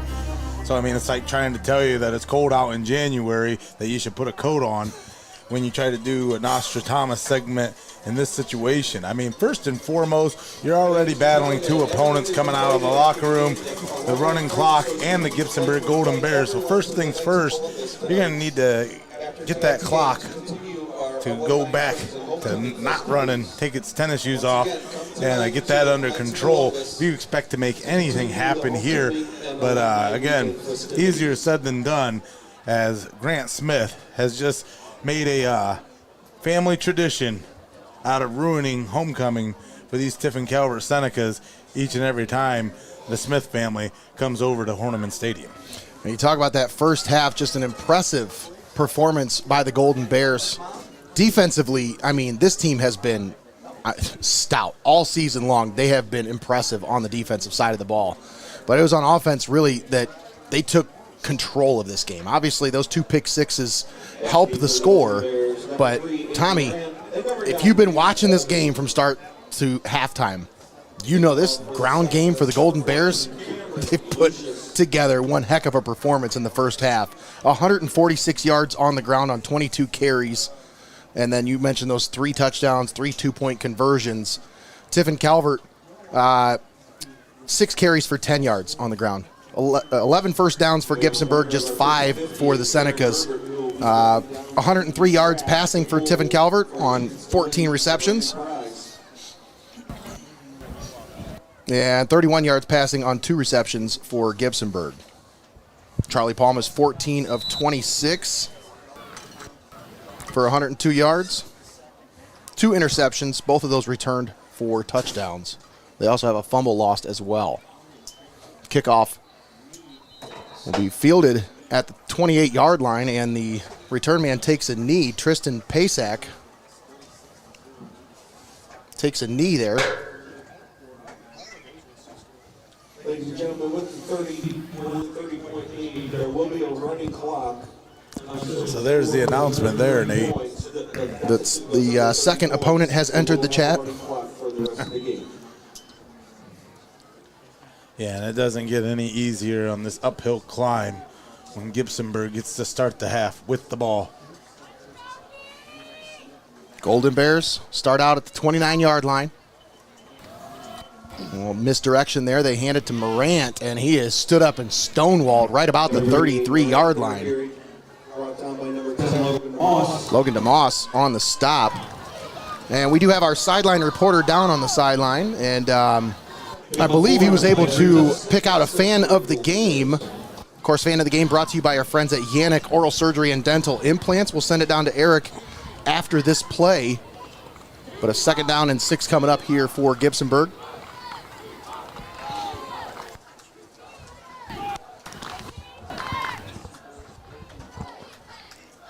Tight formation here. Morant, the man in motion. They hand it off to Nims, and he's through the line and near the first down marker. just short. They'll bring up 3rd and short. Now, Eric, let's talk about this fan of the game brought to you by YANICH Oral Surgery and Dental Implants. You didn't give it to somebody with body paint on this time, did you? You haven't given me a chance to find anybody yet. We had a little bit of technical difficulties. I haven't really been looking for the fan yet. I just got down here, so I got my eye on a few. So give me just a little bit, and I'll have you one. All right, well, we'll check back in with you here in just a few minutes. Once again, fan of the game brought to you by YANICH Oral Surgery and Dental Implants. 3rd and short. Grant Smith, the ball carrier, and he's got the first down up to the 40-yard line. They needed 1, they got 2. And that's the thing here, guys, with the clock running like this. If you're the Golden Bears, you can just keep methodically picking up those first downs, keep moving down the field, and just keep eating that clock. Yeah, I expect nothing less here. I mean, that's just good old-fashioned Tommy football. Just sit on the lead. 1st and 10. Walby going to throw it down the field, and it's right in and out of the hands of the intended receiver, Chewy Rodriguez. He was open deep. Chewy, too bad he wasn't sticky. He would have caught that one. Well, that's the thing here, Greg, is a 36-point lead. You surprise the defense by sending one sailing over top. But you're afforded that luxury when you're able to chew up 5 or 6 yards per carry because, again, a loss of down really doesn't do much to your tempo, Greg. Yeah, absolutely. You almost had that one, too. Just over the defender's hand. Great job, the defender, almost getting up for that one. I think it almost maybe threw the receiver off when he saw that guy go up. I thought maybe he was going to knock it out of the way or something. Kind of threw him off a little bit. Timeout on the field. Timeout's brought to you by our friends at Joe Bailiff's Route 30 Harley-Davidson in Upper Sandusky. Busy weekend over there. Again, we're rebranding our new line of clothing and merchandise. Officially licensed Harley-Davidson products that come in. So if it doesn't say Joe, it's got to go this weekend at Route 30 Harley. It's a pretty clever little motto there. Did you come up with that one, Tommy? Of course. The Hall of Fame induction immediately follows the mass. Once again, this is homecoming night for Tiffin Calvert. Your homecoming king, Luke Ware. Homecoming queen was Kara Samodi. Everyone is invited. Pre-game festivities. Beautifully done here. Oh, yeah, they were wasting no time over here today. Yeah, there was no, I mean, typically that kind of runs into the game a little bit. Maybe you start a little later. No, they were on it. Everybody's in their places. They had the whole stadium done up nice. You had the little balloon entry archway and stuff like that. And a quick pitch to the left. Grant Smith on the carry. And man, he's not even down. Ball on the ground. I think it came out at the end, but I think they did fall back on top of it possibly. So he was like, he was still like on top of players there. Straddled over. See if I caught that one on the replay. Tried to get clipped. Oh, yeah, I just missed it there. Brings up 3rd and 6 for the Golden Bears. 4-yard gain brings up 3rd down and 6. Some Smith boys, they got a low center of gravity, so it's not super common, but we've seen it before in games, guys, where guys look like they've been down but never touch the ground, just keep going. Yeah. Tight formation. Handoff to Smith once again, this time off the right side, and he's going to fall forward. It's going to be close. Right at the first down marker. Yeah, he should have been 2 yards short, but then he just fell forward. Man. Just the strength that kid runs with. Yeah, that, we talk about quarterback IQ. I mean, that can be said for a running back as well. There are just some running backs that make a living by just power this one in here, guys. 4th and 1. Oh, and I got a flag. I think it's going to be a false start, possibly. We'll see what the call is. Seneca stood him up, and I think that's going to be. Yeah, that'll be interesting. Most likely it's going to be some kind of a procedural penalty. I don't know if it's a false start. They haven't signaled it yet. Right, and if you're the Senecas, you did stop him there, it looked like. Decline. That's an illegal formation because they throw the flag, but they don't blow the play dead because they want to see what the result of the play is. Yeah, and like you said, Nate, the Senecas did a great job there. They just jumped that one, got in the backfield, wrapped their arms around the quarterback, sunk those feet in, and they said, no, you're not getting it. It's just 1 yard, too. You would think that the Golden Bears could easily pick up a yard. Well, and I don't know if that's their MO, though, Greg. That kind of push look, the quarterback sneak. You don't see that out of them very often. I mean, I wouldn't They're even just have going to done turn that. around and hand the ball off usually. I wouldn't even have done that. I would have just kept going with the bell cow and picked up that yard. Stick with what works. Well, when you go down your place, I think we got a quarterback change here. Looks like Tucker Coleman in at the quarterback position. Slings it out left side. It's a little too tall, intended for Logan DeMoss. I mean, at this point, Nate, you know, you're in the losing column here in the season.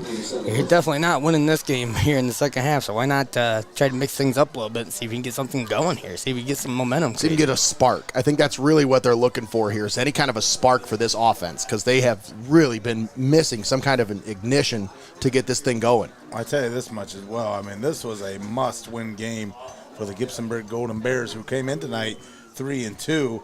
I tell you what. Coleman down the right sideline looking for Meyer. Incomplete. Wow. Just a little bit over the intended receiver. Put a little too much on it. So that's been the story of the game here tonight for the deep passing game for Calvert. Just been a little too much on it, just a little out of the reach of the receivers. Kind of like me with that hot dog at halftime, a little too much mustard on it. Yeah, we talk about, you know, again, a must-win situation. The Gibsonburg Golden Bears playing with a little bit of extra, because it's such a huge difference in the back half of the season being 3-3 as opposed to 4-2. You know what I mean? Absolutely. And, you know, after going up against the Chieftains, I think the Golden Bears thought that they should have done better in that game than the final result was. So they have a little bit of a chip on their shoulder.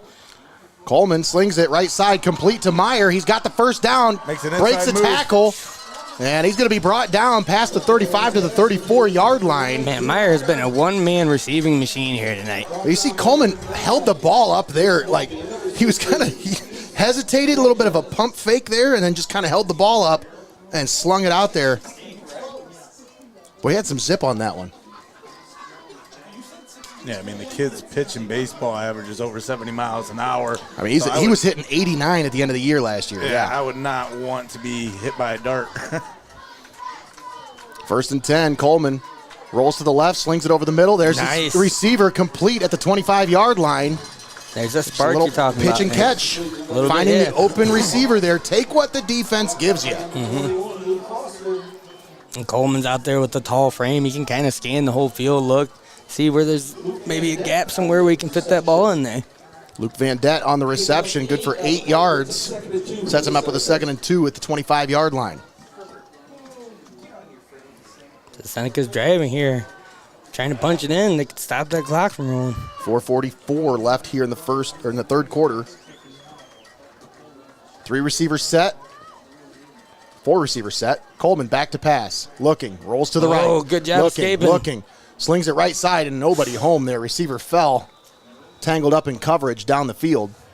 He had his running back in the back there through the block, but the defender was just on the hot pursuit there. Just got around the block and chased him down. But good job by Coleman there to get out of harm's way, but it's unable to find somebody. On the coverage on 2nd and 2, how Gibsonburg really kind of went back a little bit. Yeah, didn't play close up to the line. They did not play close at all. They were trying to make a play on the ball, knowing that they were going to go for a dagger here. 3rd and 2. Coleman going to keep it on the quarterback keeper, and he's got the first down to the 22-yard line. That's probably the hardest sentence in the English language I've ever heard. Coleman on the quarterback keeper. Coleman on the keeper going to keep it. Yeah, and that's what you saw there, like we talked about on the 3rd down. You thought maybe they could run for it, but Gibsonburg said, no, they're going to throw this one, and then didn't get the pass there. So I said, you know what? We got a big, tall, lanky quarterback. We can get him out there, get these 2 yards. Just pick up that first down. That's what you have to do. You have to keep rolling. Going to keep this drive alive. 3:18 left here in the third quarter. Clock continues to roll. 36-0 Gibsonburg. Coleman in the shotgun. Takes the snap. Looking. Slings it. Incomplete.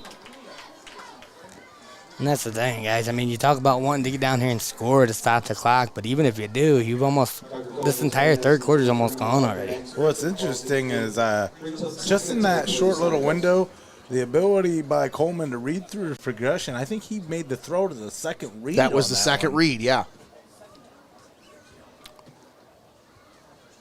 It's a smart quarterback IQ, better than I can say for me. 4 receivers coming out here. 1 man in the backfield. 3 receivers here on the near side. Logan DeMoss by himself on the far side. They're going to hand it off. Nolan Lee on the carry. And he's going to be stood up right about the 19-yard line as they move it inside the RIEHM red zone. Hunter Wasserman on the stop for the Golden Bears. Oh, lost my camera. 3rd down and 7 coming up. Where'd we go, Donnie? Uh-oh. There we go. Now we're back. Good job, Donnie. A big 3rd down here. You don't have to get it all here, guys, but you got to get that first. Oh. False start. Oh, man, against guys. the Senecas. And on a 3rd and 6, if that goes the other way, you've made yourself a nice little 3rd and 1, but now you just... Another 3rd and long situation, and that's what great defenses create, Greg, is they create these down and distance situations to where, again, even when you're marching into the red zone, you're going to have to earn every yard here. And with that, moves them back out of the red zone slightly. That's the direction you don't want to be moving in if you're the Senecas here. 3rd and 11. Coleman slings it left side, picked off. Oh, my Aiden goodness. Morant just jumps up and snags that one out of the air. Yeah, that was just a go up and fight for it ball right there. Just a heads up play there. Oh no, not to wave the finger, guys. No. Oh man, he is feeling it. He is feeling it down there. And he made the right call there on that huge situation. You know, you're defending your own territory, and instead of trying to play heroics and run it back and risk that getting punched out, you just go down here and let your offense come back on the field. And now you got the whole field to run out that clock time. Finish this one methodically. And did you guys see? We'll take another look at that. Just one more time, guys. Look at this. How they both just go up for the ball, and he just rips it out of his hands in the air. Look at this. Yoink. Just Yeah, he takes played it. receiver there. He bodied the receiver out of the position for the ball there. Yeah. And when you throw nice misdirection play. Wow, wait a minute. And the Senecas, what are they going to call it? Oh, the really? forward progress will mark it at the 8-yard line. Forward progress, my butt. Tristan Pasak, the ball carrier. It also comes to quarterback mechanics in those situations, Greggy. You also want to, you got that one-on-one matchup. You're trying to throw to that outside shoulder, more towards the sideline. And then that one was slightly more inside and high there, just on the inside shoulder. That's where you didn't want to put it at because that's where the defender could go up and take it just like you did. I think that's going to do it for this one here. That should be the end of the 3rd quarter. Your score, Gibsonburg 36, Calvert nothing. We'll step aside, take a timeout. We'll be back with the 4th quarter live here on Heart of Ohio Sports. Don't go anywhere. We'll be right back.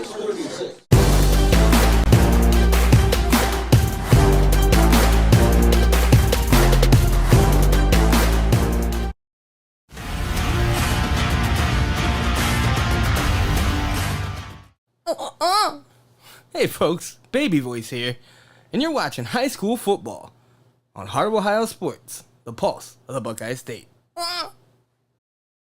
The barn is back, and so is the fun. Starting September 20th, explore RIEHM's famous corn maze. Meet friendly barnyard animals and make memories that last all season long. Barnyard fun runs through October 26th, so don't miss it. At RIEHM's Produce Farm, where fun grows. Find out more at funacres.net. At UIS Insurance and Investments, we're committed to protecting what matters most. That's why we partner with Auto Owners Insurance, offering reliable coverage and personalized service from people you can trust. UIS and Auto Owners Insurance, working together to keep you covered no matter what life throws your way. It's time for high school football on Heart of Ohio Sports.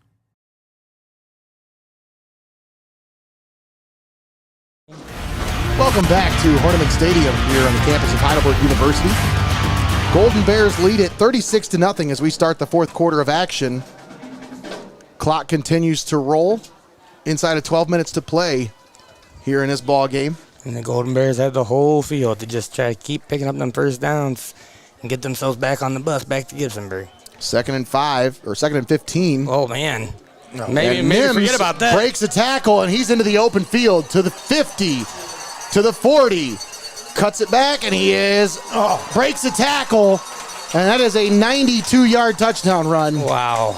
God. For Aiden Nims. And we just talked about them just trying to eat up the clock down the field, and they said, nah, you know what? Instead, we'll see how fast we can get to the other end. That's not going to kill too much clock, but that continues to extend this lead to where you got 1 foot in the grave and 1 on a banana peel at this point.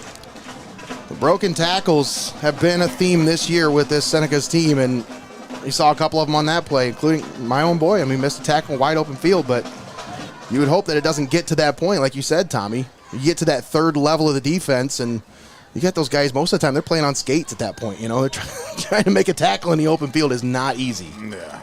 Hey, look at that, too. Just almost running out of gas there. Just a little stutter step. Just enough to make the man miss. And he walks it on in. Gassed. Got some score updates for you from around the area here.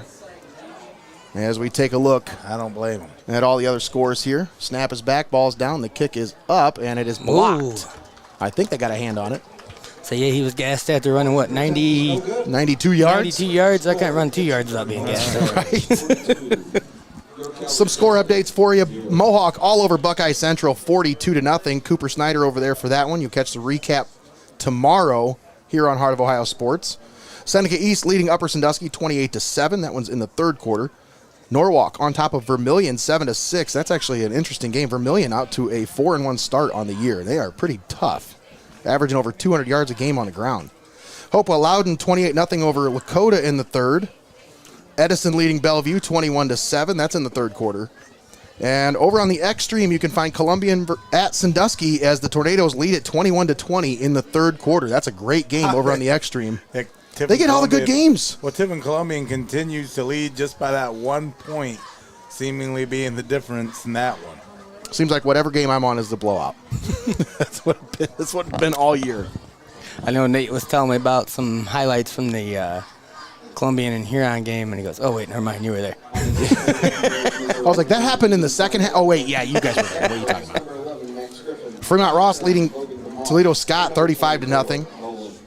Colonel Crawford on top of Bucyrus 34-0. Huron leading Port Clinton 21-14. Monroeville and Western Reserve tied at 14. That's a good one there. Tough Monroeville team. We'll check in with our sideline reporter here in just a moment, see if he's got our fan of the game.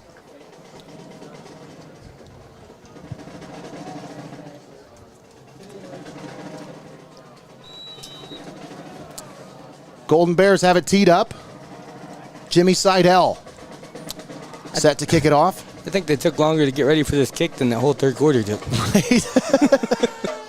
And the kickoff fielded at the 20-yard line. DeMoss on the return. Cuts it across the field. Try to make something happen with it. To the 35, to the 39-yard line. That's where he'll be brought down. Yeah, and even for a flag across the field at the 32. Now what'd you do, Eric? Yeah, Eric, what'd you do? I got a hold or something on the return team? I think that's what the call is. We'll see. Number 7, receiving team. 10-yard penalty. Well, that Mullins kid. Oh, boy. Got that spotlight on him tonight. That's what it is. That's not the spotlight you want on you, kid. That's right. It had to have been egregious if in a blowout they're calling a hold on. I mean, on that. How can you hold on to somebody with one hand? Can you blame me? You did. It's your fault. You blame me. It's your kid. You're a bad influence on him, Eric.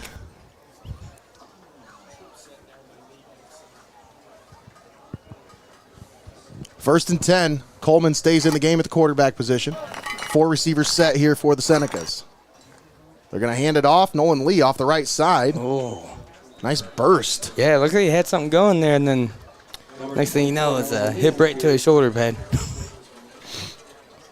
down by number 21, Luke Foster. Luke Foster on the stop for the Golden Bears. Eric, did you happen to catch a player, or did you happen to get a fan of the game down there? Well, I've been looking with the score being the way it is. There's not a lot of Calvert fans into it, and I mean, even the Gibsonburg fans right now are kind of just waiting for this game to end. I know somebody who's into it, no matter what the score is. Who is? I know somebody who's into it, no matter what the score is. Oh yeah, there's she's standing right there down here beside me. That I'm not sure you want to talk to her right now, but I think Senecas is our fan of the game. Yeah, we'll have to send it down to you here in just a moment. But that one, incomplete. Walby. Oh, man. On coverage. He was licking his fingertips on that one, guys. Watch him here at this one. Ball comes flying back there, and he says, oh, I almost had it. This defense, they're just out there licking their chops, guys. Well, and they're playing back. So they're just waiting back on the quarterback, reading his eyes. Waiting and to see wherever. he's got to throw it, so they're waiting to see where he's going to go with it. Oh. Did I get him a first? 3rd and 2. They pick up the first down. They pick up about 4 on the run by Nolan Lee. First and 10 for the Senecas at their own 34-yard line. Grant Smith at halftime had 114 carries, or had 14 carries for 116 yards and 3 touchdowns. What's going on? Aiden Nims had 5 carries for 18 yards. So now they have 2 rushers over 100 yards. He broke that huge one, yeah. So, I mean, that's what this team's known for. But Coleman had it stripped. Oh no! And now Lee picks it up on the fumble recovery. Great heads up there. And he's going to be brought down at about the 36-yard line. A flag flies in. Looks like it's going to be hold or block in the back, potentially. Let's see what the call is. I'm sure that wasn't on the defense there. Yeah, I'm not sure. Yeah, it was like happened right when the tackle happened. Yeah.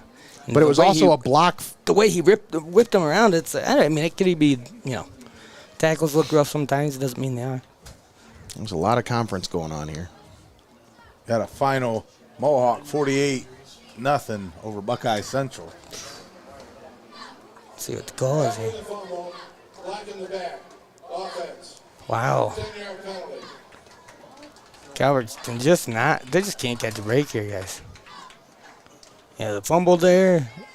The wherewithal to get on top of it. I mean, it really doesn't do anything. I mean, you got it back to the line of scrimmage off the scrum. You're going to walk it off anyway with the penalty. So, I mean. Yeah, it's going to make it 1st and 20 now. Coleman in the shotgun. Takes the handoff. Now he's going to keep it off the right. And he's going to pick up about 10 yards. Nice little pickup there. Gets about half of it back there. Gets the Pick up a pen on the play, brings up 2nd and 10. Gets the penalty yards back.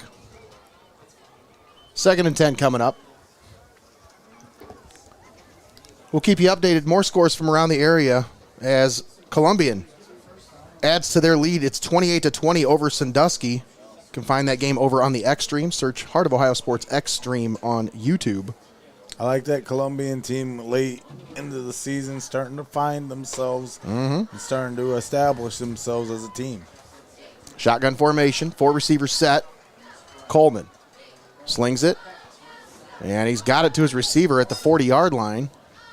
Drew Meyer on the reception. Coleman's pass completed to number 9, Drew Meyer. And that's a nice little quick release before the coverage can get to it. Just underneath little throw to Meyer.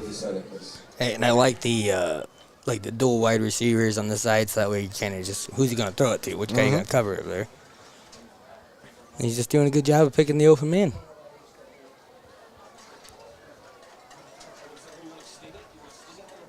Third and 4. They need to get past the 45 to convert. 4 receivers set, 2 on each side of the formation.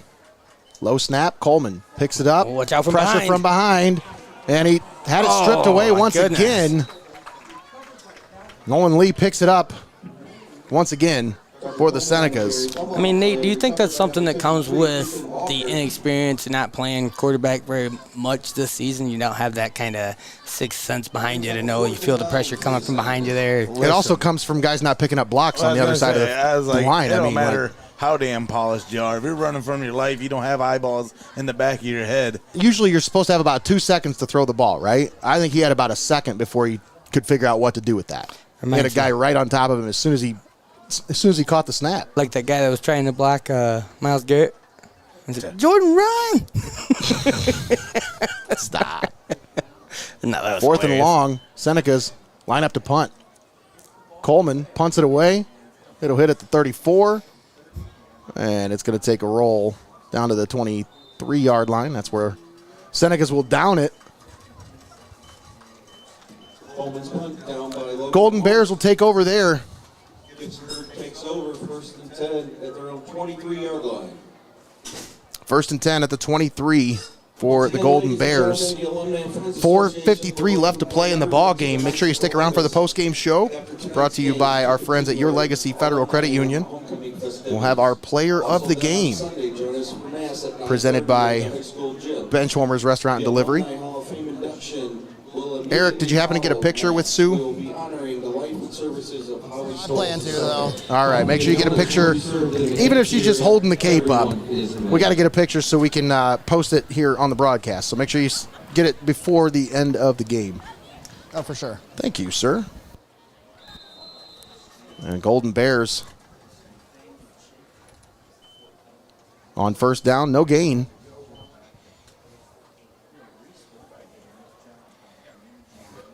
I tell you, Nate, you know, with the head coach change over there at Gibsonburg this year, you kind of wondered what this team might look like, if it might be different, if the culture is established over there. And here tonight, I don't see much difference from the Golden Bears teams the past few years.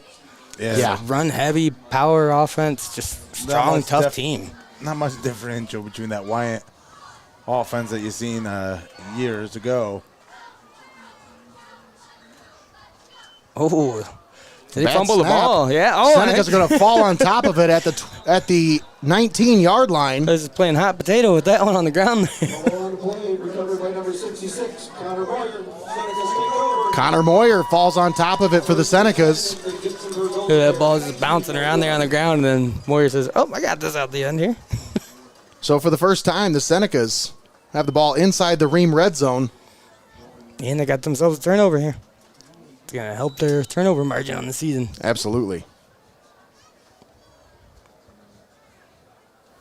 They had 3 turnovers tonight, 2 interceptions returned for touchdowns, and a fumble. Actually, 2 fumbles, so 4 turnovers tonight. Yeah, got one of them back there.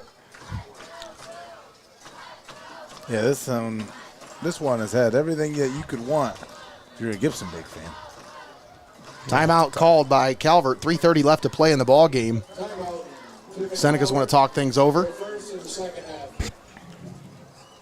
Yeah, it looked like there was a little confusion maybe with some of the offensive players, what personnel was going out. And then they said, you know what, let's just chill for a minute here, guys.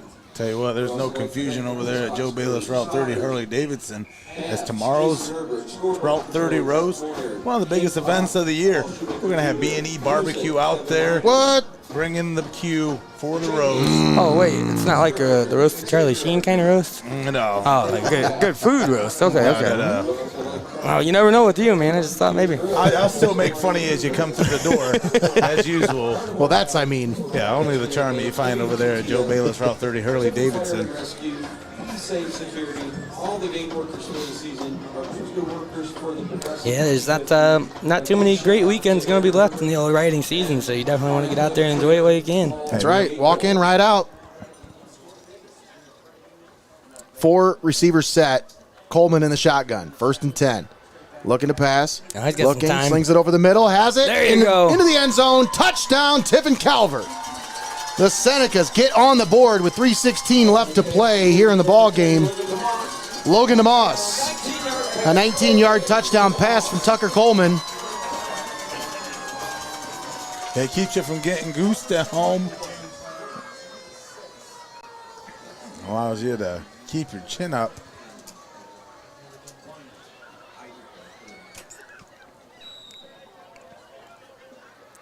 for DeMoss. That's touchdown reception number 4 on the season. Yeah, you definitely needed a drive like that 45 minutes ago. Senecas bring a man in motion. That's DeMoss. Flag on the play as there's a motion penalty. Take a look here at that touchdown pass real quick. Offense. 5 yards. A nice pass. Yeah, the line did a great job giving him time back there. Yep. He did a great job scanning the field and finding his man. I want to point out, too, I don't think it's coincidence that they got that turnover and touchdown while I was letting Sue know she was a fan of the game and getting a picture. I don't think that was coincidence. Well, maybe we need to be taking pictures of Sue more often. Yeah. Can't increase Eric's load management anymore. Coleman takes the snap, slings it, and it's incomplete on the 2-point attempt. So Gibsonburg will get the ball back here with 1:58 left in the ball game. And that clock continues to roll. Yeah, We'll see. Won't stop the clock there after Gibsonburg just ran down the field and put more points on the board. Stop the clock. Can't stop the clock. Can't stop the clock. As this one's under 2 minutes.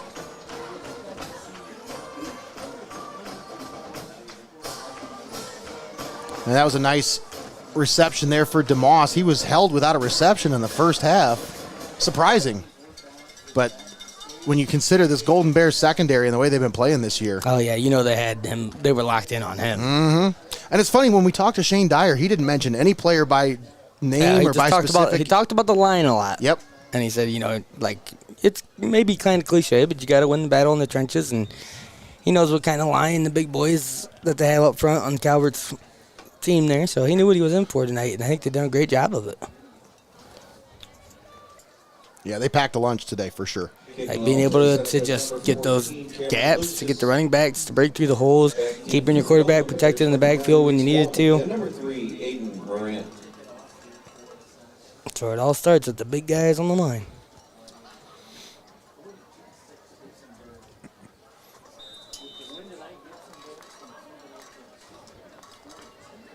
So the Golden Bears will move to 4-2 on the season. And this will fielded by the up man at the 38-yard line. Aiden centers, snags it, and just falls on top of it. Gibsonburg takes over 1st and 10 at their own 38-yard line. So with 1:46 left to play here, Golden Bears take over at their own 38-yard line. Should only be a couple plays here, and we should be done with this one, guys. That's right. Yeah, but you want to stick around for our Your Legacy Federal Credit Union post-game show, as we'll also name our Benchwarmers Player of the Game and our YANICH Dental and Oral Surgery Implants Player of the Game, or Fan of the Game. That's coming again ahead in the post show. Imagine that the dentist place is a mouthful to say. They get a delay game when they just kneeled on the ball.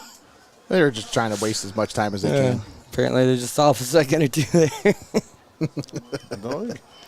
But yeah, Tommy's right, folks. You want to stick around after this one.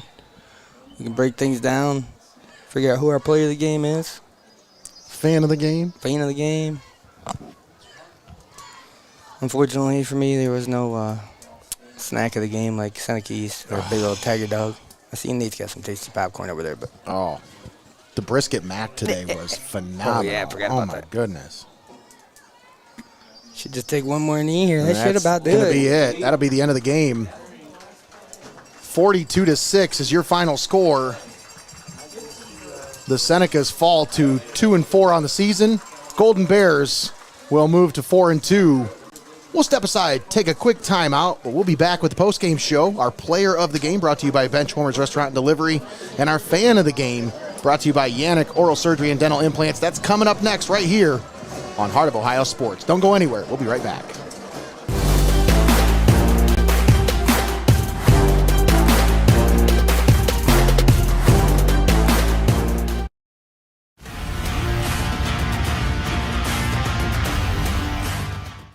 Don't go anywhere. You're watching Heart of Ohio Sports. We are your neighbors, your sons and daughters. We are learning life and job skills and getting an education. We're proud to serve Ohio. We are your Ohio Army National Guard. Learn more about part-time service at nationalguard.com/OH. My stomach is messed up. The game's almost over. Can't you wait? No, I gotta go right now. Wow, really? Swung on, hit to center, well hit. Back, and this one's gone. A home run for Connor Moyer on an 0-2 Needed pitch. that. Smokes it to dead center. That's Oh probably at least man, are you 360. kidding me? It happens. Never miss a moment. Heart of Ohio Sports. Stop down to Benchwarmers in Tiffin or call it in for delivery. Fresh cut fries, locally sourced ingredients, and phenomenal service. Give the Tiffin store a call at 567-268-9268 and place your delivery order now. Benchwarmers Restaurant and Delivery. You're locked into the best there is, the best there was, and the best there ever will be. Heart of Ohio Sports.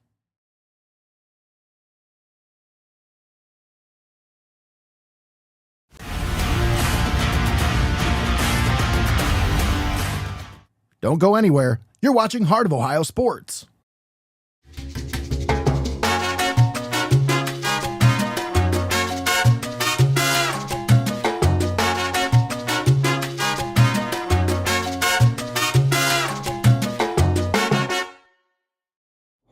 My stomach is messed up. The game's almost over. Can't you wait?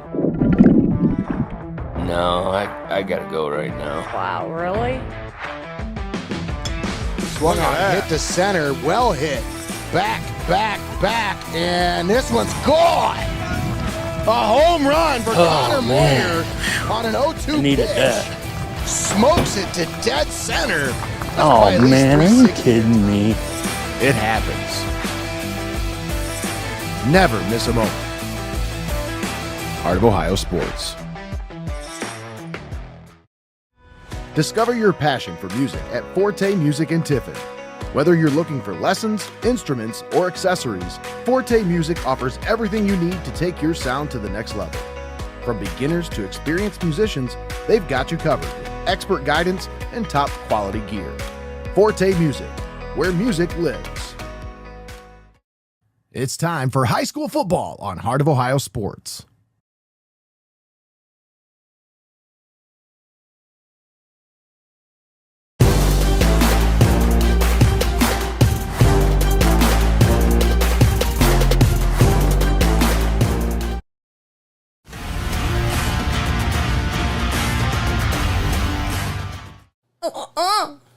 Hey folks, Baby Voice here, and you're watching high school football on Heart of Ohio Sports, the pulse of the Buckeye State. The barn is back, and so is the fun. Starting September 20th, explore RIEHM's famous corn maze. Meet friendly barnyard animals and make memories that last all season long. Barnyard fun runs through October 26th, so don't miss it. At RIEHM's Produce Farm, where fun grows. Find out more at funacres.net. At UIS Insurance and Investments, we're committed to protecting what matters most. That's why we partner with Auto Owners Insurance, offering reliable coverage and personalized service from people you can trust. UIS and Auto Owners Insurance, working together to keep you covered no matter what life throws your way. It's time for high school football on Heart of Ohio Sports.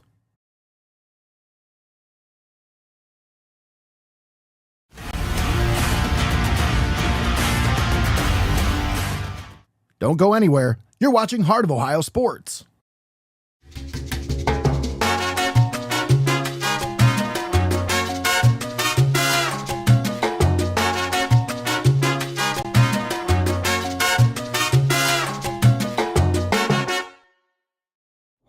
My stomach is messed up. The game's almost over. Can't you wait? No, I gotta go right now. Wow, really? Swung on, hit to center, well hit. Back, and this one's gone. A home run for Connor Moyer on an 0-2 Needed pitch. that. Smokes it to dead center. Oh, man, are you kidding me? It happens. Never miss a moment.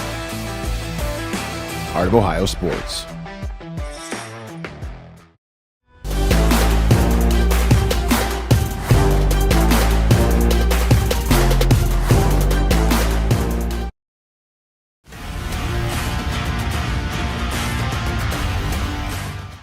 Don't go anywhere. You're watching Heart of Ohio Sports.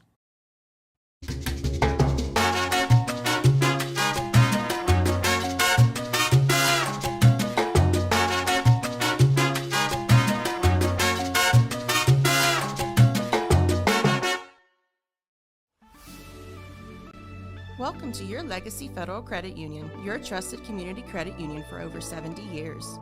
We're not just a credit union, we're your personal financial counselor. Your Legacy Federal Credit Union is a full-service financial institution tailoring solutions to your needs. Whether it's your first home or planning for the future, we're here to help you find success. Your Legacy Federal Credit Union, a legacy built on trust, commitment, and community. Your legacy. It's time for high school football on Heart of Ohio Sports.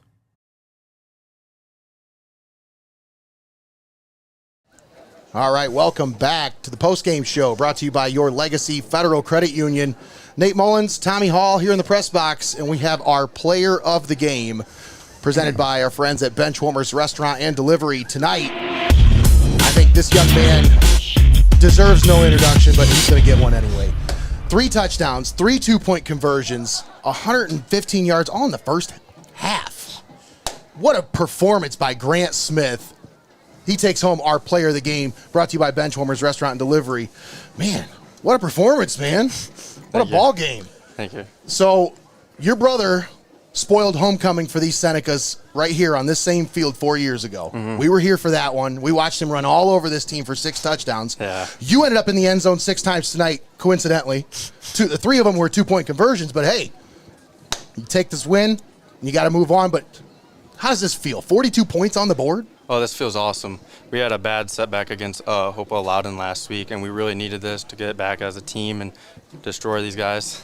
And now, was that the mentality coming into this one? After coming off a loss like that, obviously, you guys, when I talked to Shane Dyer, your coach, on Tuesday, he said he felt like you guys were close. You had 12-0. It was close at the end of the third quarter. They just kind of got away from you in the fourth. Mm-hmm. What was the mentality at practice like this week? Because, I mean, you guys came out there with no nonsense. This was like a business trip. Like, bounce back. There's still a lot of season left. Just keep working hard, get better. You guys, obviously, you got a lot in front of you. You still got the whole season in front of you. I would say your hardest battles are already fought. You know, you've already fought the hardest battles in the regular season. Now, from this point forward, you just got to take care of business and do what you guys know you can do. Yep. Now, when you're a leader on this team, right? You're just a junior, but there's a lot of seniors on this team. I talked with Coach. There's 8 seniors on this team. Yeah. How do you lead this team as a junior with guys in front of you? I mean, you've been on this team. You've been playing since you were a freshman. Talk about your leadership role. So we let the seniors take over, kind of, and then, like, we chip in when we need to and just give our input on stuff and, like, how to, at practice, push the younger guys, even younger than us. Nice. Well, talk to me about that broken hand, man. When did this happen? First play of our scrimmage. First play of the first scrimmage? Yep. So you said, I don't care, I'm playing. What went into that decision? Was there anybody else involved, or is that just all you?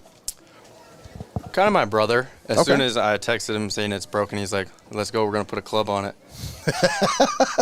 So Now, is there any other Smiths coming through the ranks that I need to keep my eye on here? I just got a little sister that plays volleyball.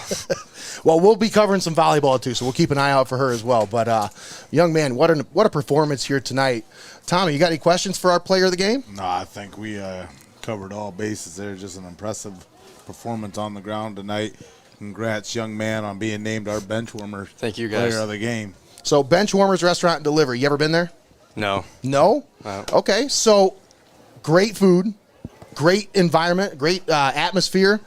It's like a sports bar. Okay. But scratch the bar, just the food. The food's so good. Burgers, fries, fresh cut fries, really good chicken chunks. Stop on over. You got a $25 gift card that you got to use. Thank you. Treat yourself, maybe somebody else. But either way, our Benchwarmers player of the game, Grant Smith, once again.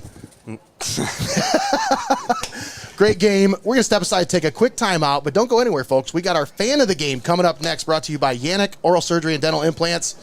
We're still tuned in here on the postgame show, brought to you by your Legacy Federal Credit Union, Gibsonburg 42, Calvert 6. We'll be right back after this.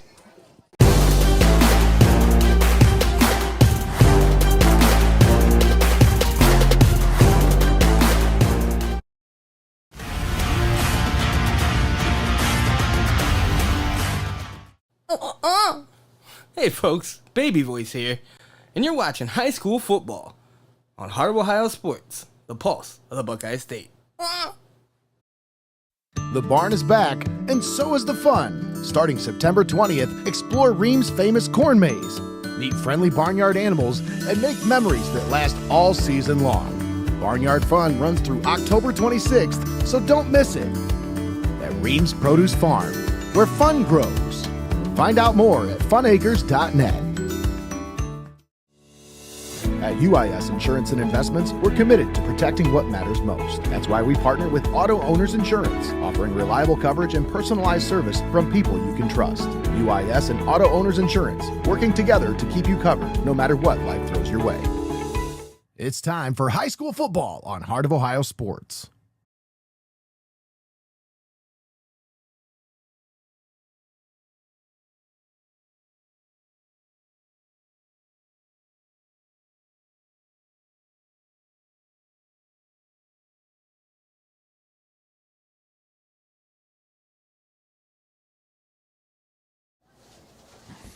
All right, welcome back to Hoernemann Stadium here on the campus of Heidelberg University.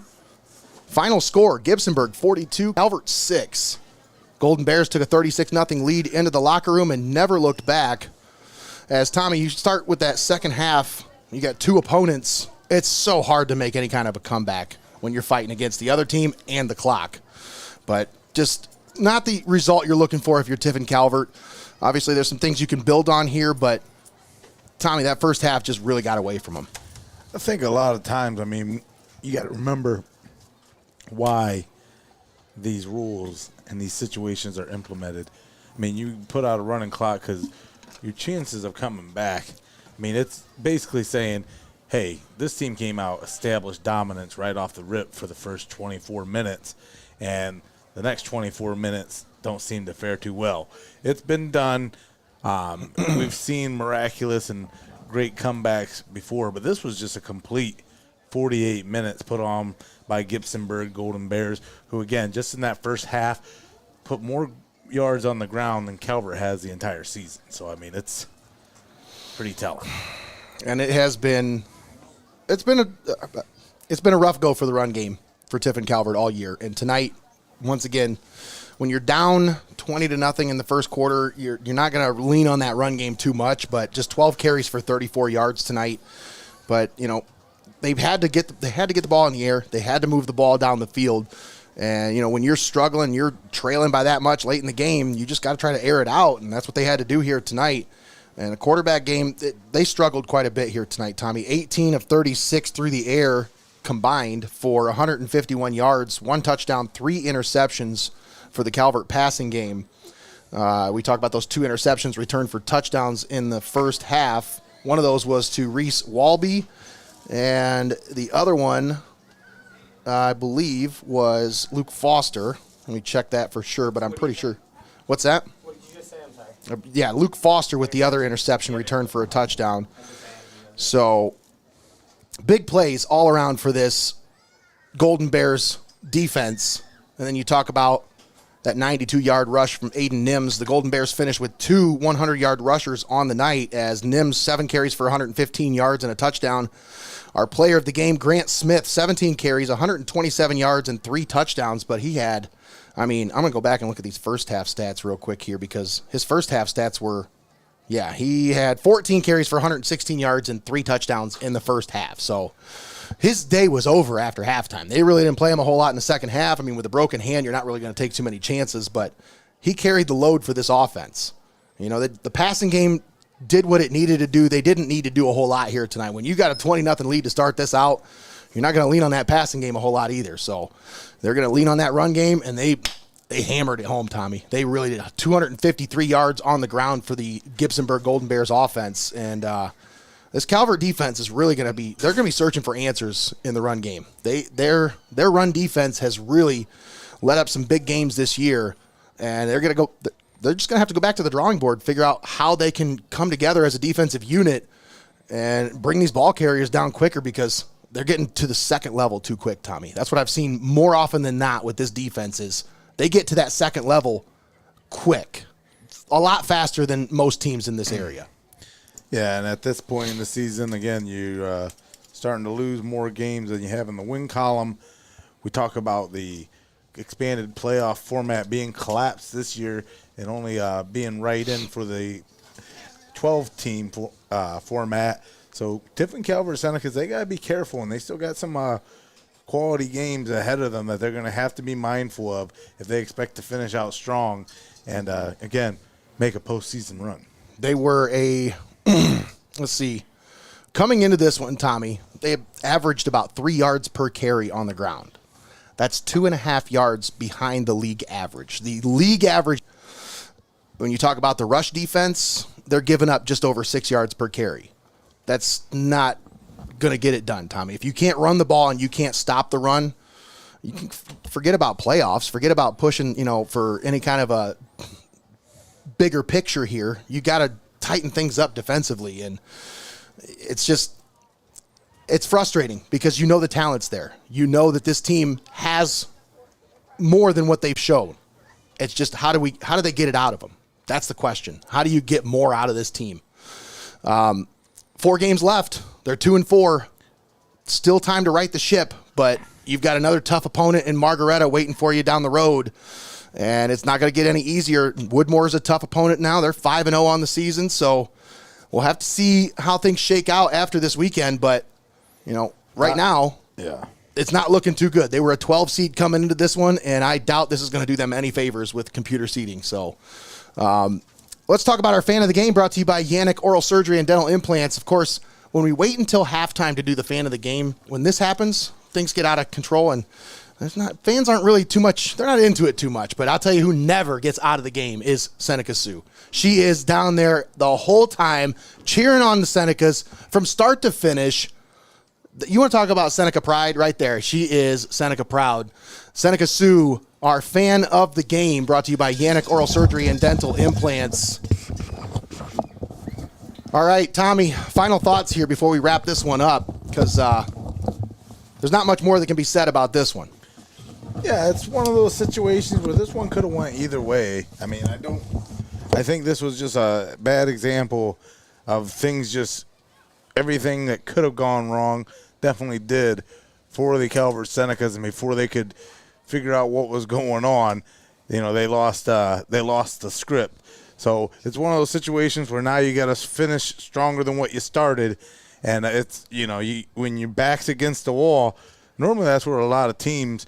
I've always said football isn't a sport that builds character; it reveals it, and how you finish off this final stretch of the season reveals the type of character that this Calvert squad will be able to finish out with in this 2025 campaign. That's right, Tommy, and I think a lot of it comes down to effort. Like, we're not seeing the effort that we're used to out of these Senecas, and they gotta buy in.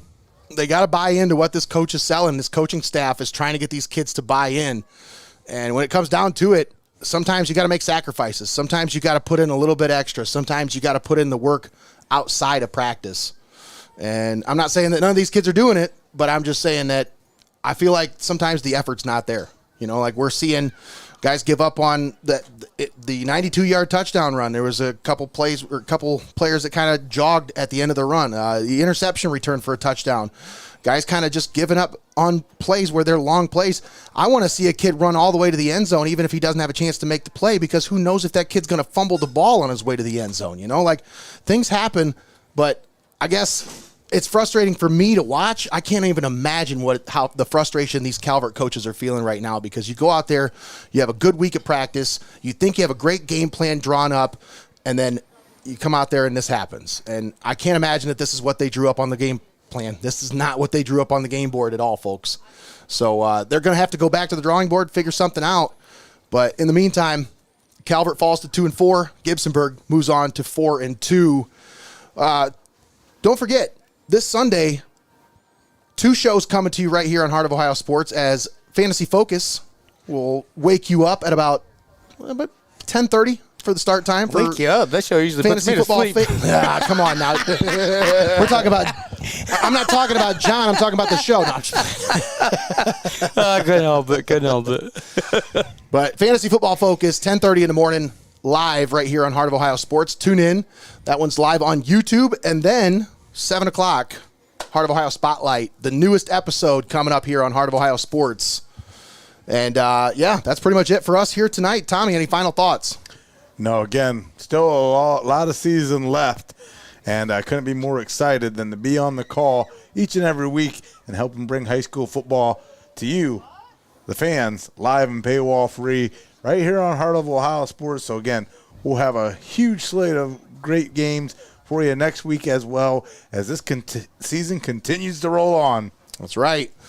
Tune in next week for more high school football right here on Heart of Ohio Sports. But in the meantime, Sunday night, Heart of Ohio Spotlight, 7 o'clock right here on the Pulse of the Buckeye State. And then on Monday, the Pulse podcast returns right here on Heart of Ohio Sports. We'll be back. And on Tuesday. I believe we have Coach's Corner. We have, Coach Calatrulio on this Tuesday on the Coach's Corner, live at Benchwarmers Restaurant and Delivery. But that's going to do it for us here today. I want to thank Donnie Hannam on the camera, Eric Hall on the sidelines, Greg the Wizard Kinn on the 1s and 2s, and, of course, my partner, Tommy Hall. Thanks for all of you for tuning in. Catch us next time right here on Heart of Ohio Sports. Have a great night, everybody.